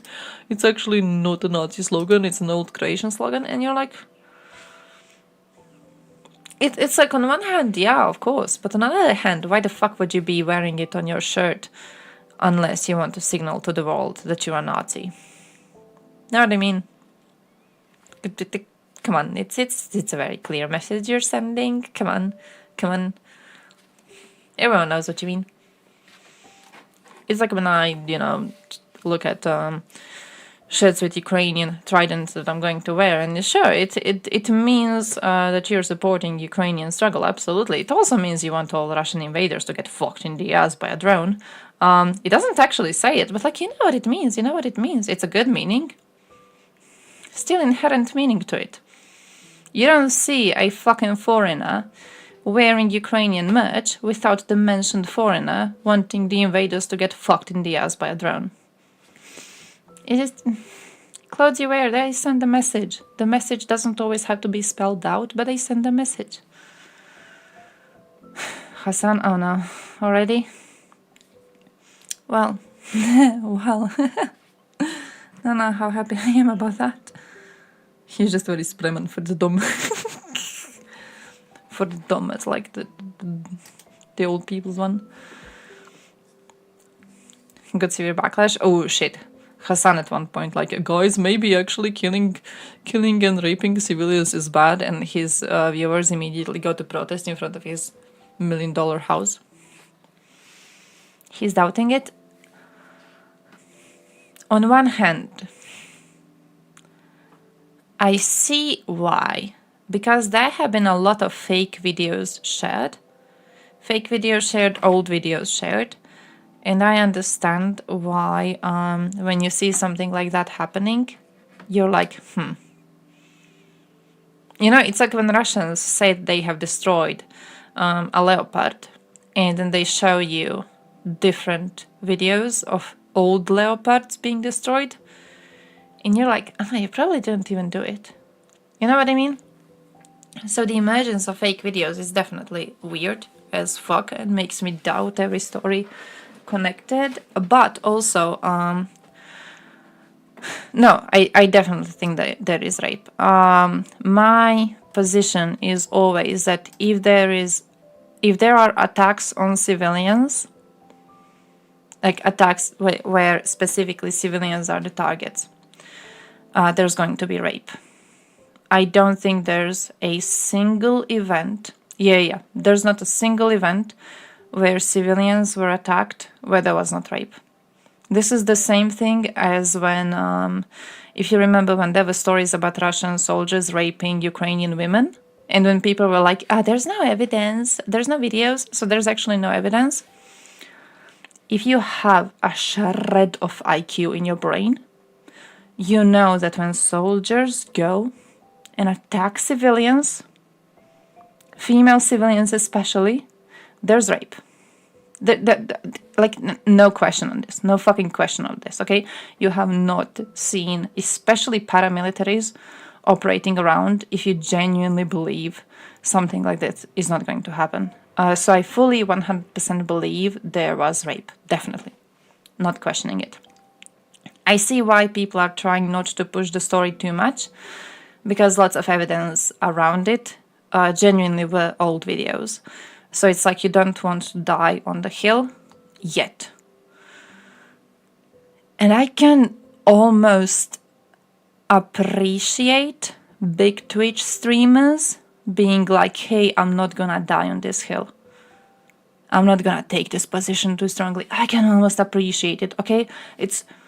Let's teach them to not commit to an opinion. Maybe it would help. Maybe it would be a good skill to learn for some of them. But yeah, doubting like the murders of civilians and everything, that would be fucking stupid. Even the rape, I don't know if you've seen, but there's this one video of them when they kidnapped one of the women.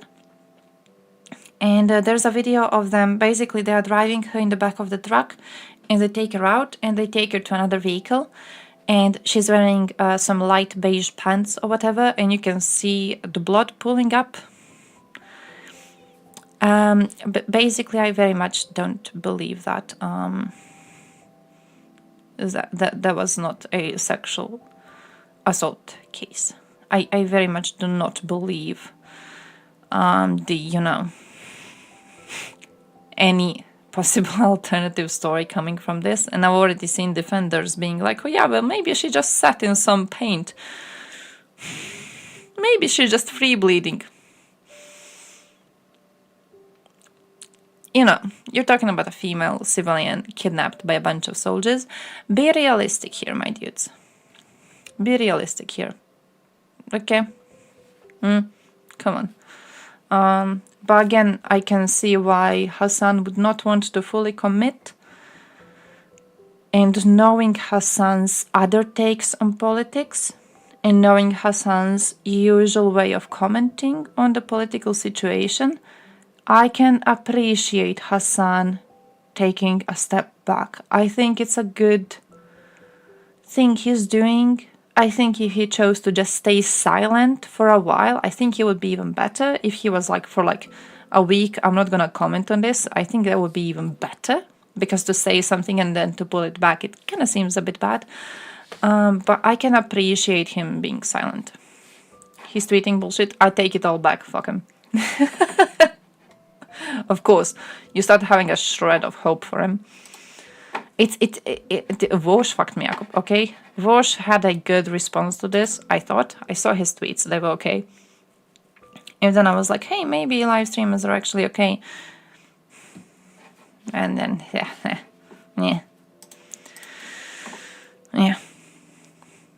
Oh, he's blaming Russia. We know how to counteract this threat, and we are preparing appropriate steps. Okay. Nice. I'm interested. I'm very, very interested. Nice. Soviets were pieces of shit.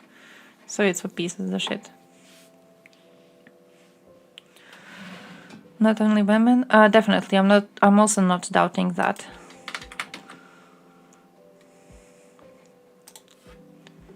I am fully 100% not doubting that.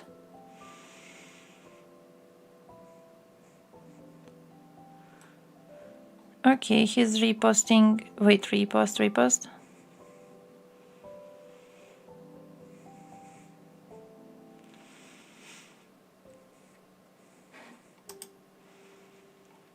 Russia and Ukraine. Because Russia is already using it for Russian propaganda, so Ukraine has to respond. Russia already claimed that Hamas got weapons from Ukraine. It plays into the previous lies about weapons going to Ukraine actually being sold to terrorist organizations worldwide. It's an attempt to stop the aid going to Ukraine by telling to people, hey, if you send aid to Ukraine, it's not actually going to reach Ukraine, it's going to go to whichever terrorist organization is going to try to kill you in a few years. So it's like,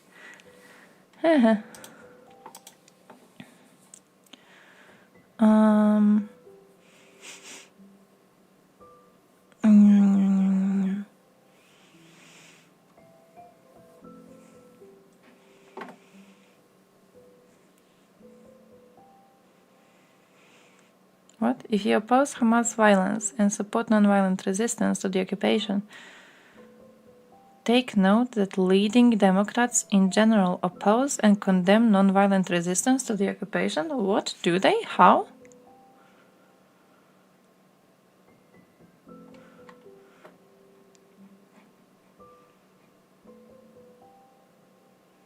Oh, bro, that's just a stupid ass tweet. No, this is a stupid ass tweet. I just figured it out. It's like, oh, hey guys, if you oppose Hamas violence and support non-violent resistance to the occupation, take note that leading Democrats oppose and condemn non-violent resistance to the occupation. By non-violent resistance to the occupation, he means a rally that was planned in the Times Square in support of Hamas. This is not non-violent resistance to the occupation. This is a rally planned in support of terrorists who have just killed and raped a bunch of civilians. The fucking tweet makes no sense. This is not like... I thought it might have been posted previously, but no, it was posted like now, October 8th. You know, this is not a tweet that was posted like a year ago, in which people were doing a rally in support of Ukraine, in support of Palestine, right? That would be a different thing. If people were just like, hey, let's do a rally in Times Square to support the Palestinian cause, right? And if then some Democrats were like, I condemn this rally, I condemn this thing, I would have seen it. I would have been like, okay, yeah, sure, of course. Of course, they're opposing, condemning non-violent resistance, sure. How dare you, Democrats, you pieces of shit. This, though? This is just stupid. This is just stupid. A rally in support of Hamas is not a fucking rally that is supposed to be non-violent resistance to the occupation. It literally supports violent resistance. It supports killing and raping civilians.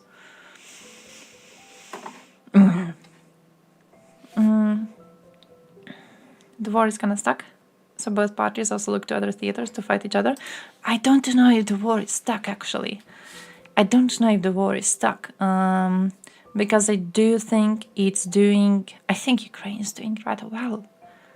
I think the basically destruction of Black Sea Fleet has been impressive. But yeah, definitely gonna be interesting to see what moves next. But like, good things have been happening, so I'm hoping they continue. If it was before the start, fully okay. Like if somebody said Vatnik should before 2014 in Ukraine, it's not as bad as after. Yeah, it's like if you're stupid previously, it's like different. And I could see that. Land war is gonna stuck now, minimum moves.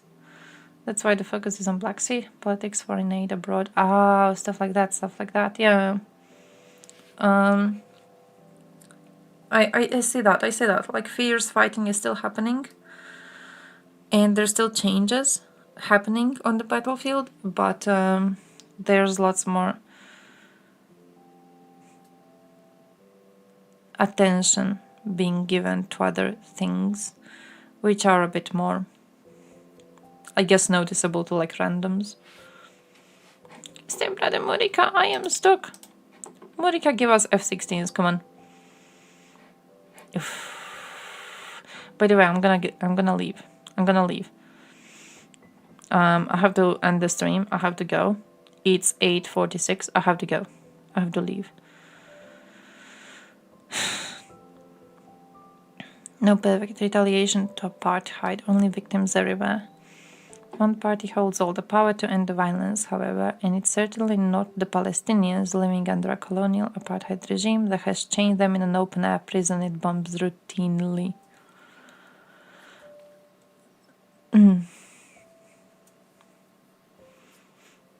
More and more trenches, minefields, drones. I think what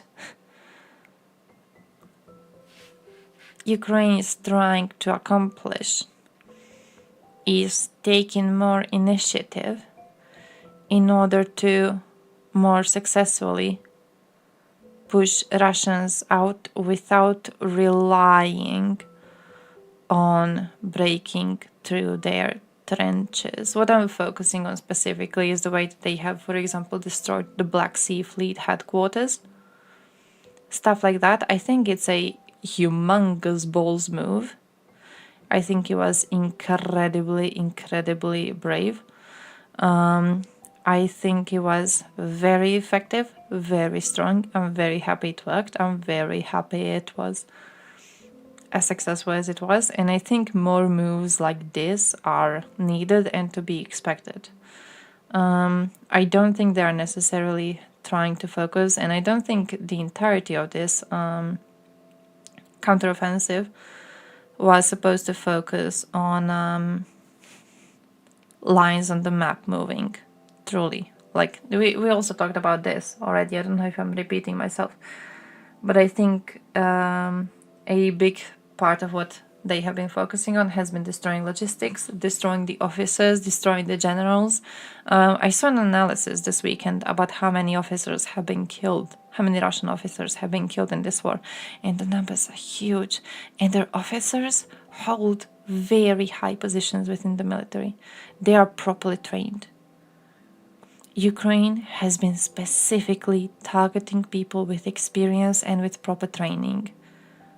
They have been targeting people who are actually leading the Russian military. It is making the entire military less effective as a result.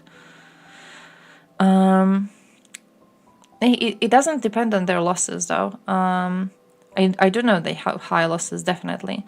I think, though, when you compare who Ukraine has been targeting in Russia, I think that Ukraine has been very successful recently in killing off the higher ranks.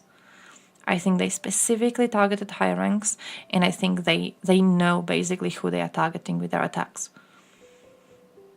It's definitely different to a lot of things we are seeing Russians do. where they do, of course, cause a lot of casualties, but it doesn't seem nearly as well planned. It doesn't seem nearly as well as executed. Plus, the entire formation of Ukrainian military is a lot different than the formation of Russian military. So I'm guessing that also plays a big, big, big effect on this. But yeah, we're seeing Ukrainians hit very specific logistic targets, supply targets, oil depots, everything needed for Russia to resupply, and also hitting their higher ranking officers. We are seeing civilian resistance. I think we might have a good chance. I think we might have a good chance, truly. Oh, I believe in Ukrainian capabilities, to be honest. I'm very, very hopeful on this. If anything, I believe they got good things coming when it comes to their military inventions. I think they have shown some great, great, great potential on this. Russian army falling apart. I think there's a big chance of that, to be honest. But also, I'm kind of salty about our stupid-ass responses. There was a NATO meeting recently, which I have seen people participating being quite hyped about. Like the way that it ended. The whole thing with like, NATO is coming back, or whatever the fuck. And so I'm hoping we up the production. I'm hoping we do something basic. I don't know, man. I'm hoping we're going to be able to actually get some proper assistance from NATO and not this pussy ass help that we are getting. Yeah, the West has been very, very disappointing in this. Part of me hopes that the current situation in Israel is going to push NATO into at least producing a lot more. Because, bro, we're not doing well. We are not fucking doing well. We are... In the worst case scenario, we are going towards World War III, and the reason why we are going towards it is because we were pussies and we didn't stop Russia on time. And, I don't know, I'm really hoping we figure out a way to properly deter not just them, but everyone in their circle of supporters. So yeah, we're going to see. We're going to see how it works, okay? But yeah, I do have to be leaving. I do have to be running. I have work tomorrow, by the way. I'm just letting you know. I have work tomorrow. So we'll see if there's anything new then. I just wanted you to have like a proper update on this, just in case. I wanted to ensure we all have normal opinions on this, and I hope you do have normal opinions on this, okay? So don't go balls deep into either extreme. Or like change your username if you do, so people don't connect you with me. No, genuinely. But yeah, don't go into either extreme. Be fucking normal. Maybe condemn killing civilians, you know, maybe that would be nice of you to do. I'm hoping to actually go into a bit more of a talk. We were supposed to like focus on religion and to focus on Vatican and everything, so I think that would be quite fun to do. So we'll see that. Russia ain't half as competent as Germany. It's true. That's true, that's true. Andrew Tate videos again. Oh, he's still making videos. Wasn't he in jail? Vatican, yeah, I wanted to talk about Vatican and then Scotty seems reasonable fella to follow. Taiwo, are you drunk? How many beers have you had? How many beers have you chunked down in the last few hours? Holy shit, is it like 10? Is it the whole crate? It has to be the whole crate.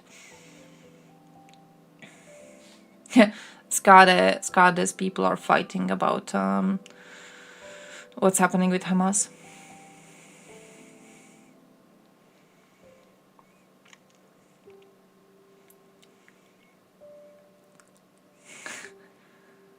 I'm not even sure whether... Oh, they're fighting about...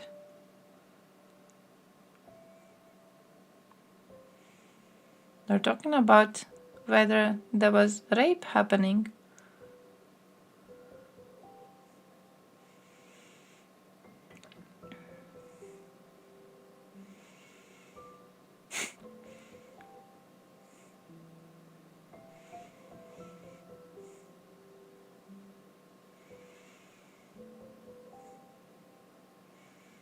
Well, that's quite interesting. Hamas fan club, yeah. They sending missiles all the time to Gaza. It's the first time Hamas doing it back. Stop bitching like a child. It's a fucking war. And it caused because Israel killing people all past months and years.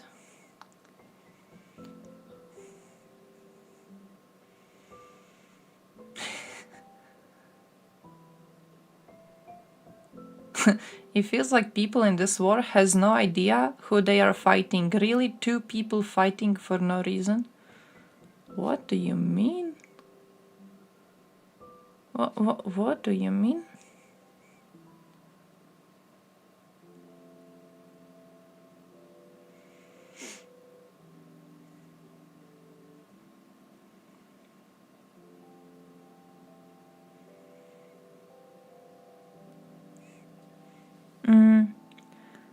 Yeah, what?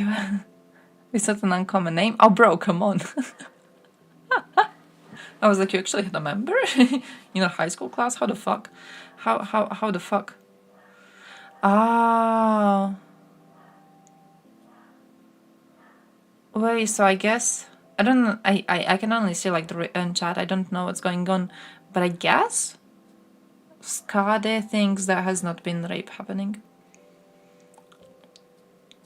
They are trying to argue with him that he should stop the stream and go watch the news because there has been evidence and it was posted on the news. So yeah, it will be very messy if real war breaks out, man.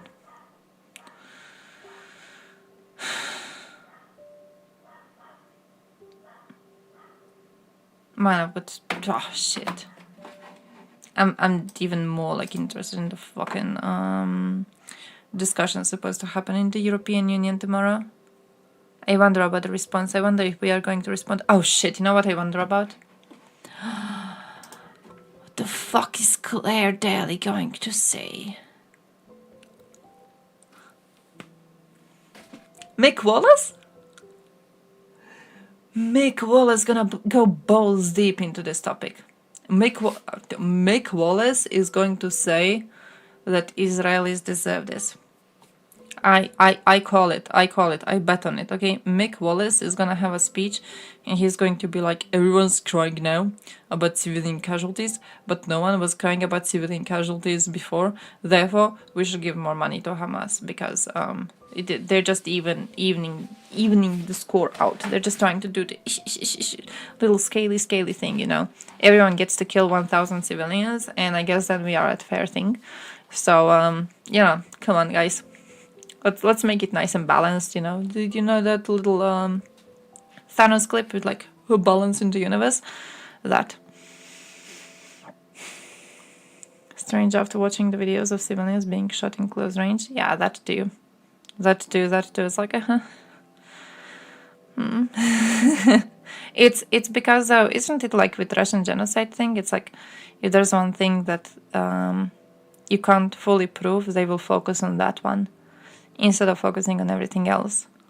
If there's one crime that you can't fully prove because you don't have like actual videos of it happening or whatever, then they will focus on specifically that topic and they will focus on pointing out you don't have evidence for that instead of choosing to have a serious conversation about millions of other crimes that you do have evidence for.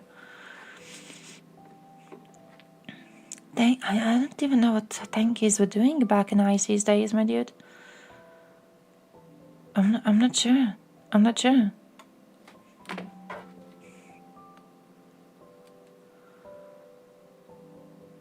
Oh, now they want to deny Holodomor. Ooh, hoo hoo hoo.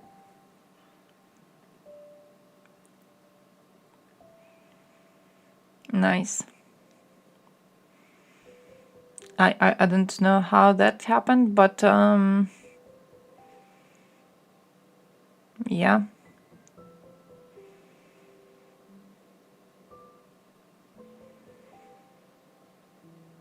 Well, that's fine. No videos of gas chambers.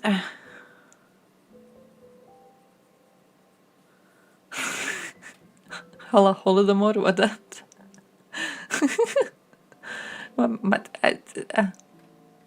man, fuck Jordan. Palestinian communist group fighting beside Hamas. I mean, it's. Oh yeah, I thought the joke was that like he saw it written properly and he didn't know what it is. I thought that was the joke, unless. We should all go to sleep, my dudes. We should all go to sleep. It's like 9 in the evening, okay? I gotta stream tomorrow. And I gotta work before that. Original gas chambers intact? Yeah, they think... there's the idea. I've looked into this for a while. There's a really good account on TikTok. I need to start using TikTok again. But there was a really good account on TikTok, and it's a dude who looks into dog whistles. So whenever there's, like SUS numbers or something, he makes a video on that. So you would know if you accidentally stumble into one of these problematic communities, so you would understand where you are, right? And one of them was on the Holocaust. And I remember him talking about how the way that they do denial, like there's different ways for people to do denial of Holocaust. One of them, though, is where they say that the gas chambers were actually used, but they will claim that the Holocaust is still fake because they did the calculations on how many people could be killed in these gas chambers if they were operating, on full power for like days running, and the number doesn't reach 6 million. So they will say that the Holocaust didn't happen because of this, and that actually the numbers were way, way, way lower. Yeah, very disgusting, definitely. But they have how to say this. I think it's important to know the ways they argue about this. I think it's important that you know how they argue about it and what arguments they use about it, because I know, like, when I started following his account, there were several of these conspiracies. Like, they had one of them. Dylan!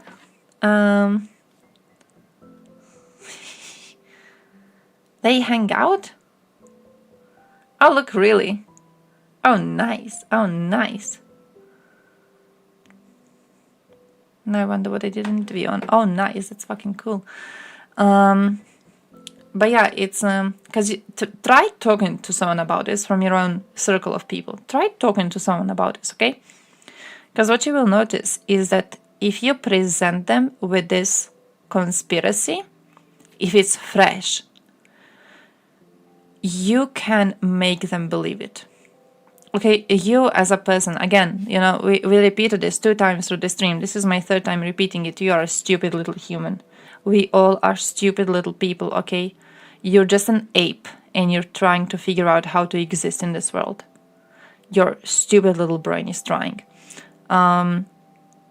So you are presented with something new and something unknown, and you do not have the facts to immediately counter it. Like if I go up to you out of the blue and I tell you, hey, these are the actual calculations, because they are the actual calculations, it's just that they're too stupid about Holocaust. So they don't know how to use the calculations in the first place. But they present you the calculations. They're like, these are the calculations. If these gas chambers worked full force for a few days, for like this amount of days, here is how many people you could kill. Here is how many people have been killed in the Holocaust. You observe that these numbers are different. Therefore, Holocaust never happened. You have been taught about it wrongly. If you walk up to a random person and present to them these numbers and these calculations and these photos of gas chambers and everything that they have on these conspiracy websites, you will get them to actually believe in your conspiracy. Like, very easy. It works with any single one of them. Take the elites conspiracy with like, oh, all the elites are actually people who are fully connected to each other and they all belong to this like Jewish little family or whatever. if you present it easily enough, like explainable enough, with enough names that these idiots can't recognize, they will fall for it. If you don't know this conspiracy and it is told to you IRL, my man, you're going to fall for it.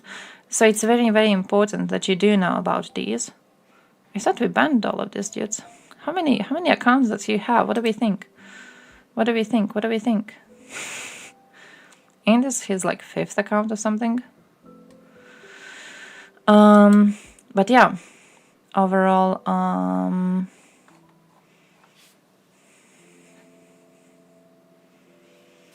if you figure out this conspiracy IRL without having facts to counter it, you will fall for it, and so will other people close to you. So you must know all of these conspiracies, so you know why they are wrong. And also, I have to leave. Okay, I have to leave. Pritula? Oh, shit. More drums? I gave him cash money just recently. I gave him cash money just recently. So it better be some like good drone shit or whatever. I had a bit more cash money last week, and then I was really, really sad on Friday. Thursday entirety, and then Friday too, and then I was going on like a sad donation spree. Gave a lot of cash to the man, so I hope he's doing something good with the drones, because I want my name on one of them at least. But yeah, I'm fucking leaving, okay? I am fucking leaving. If you got any news, send them to me. Yeah, I unironically had to leave. It's just that I don't know. I was talking about how you're stupid little apes, and I was like, yeah, this is actually fun. I can't stop now. See you, by the way. Enjoy your day. Go bully Thompson if Thompson is live.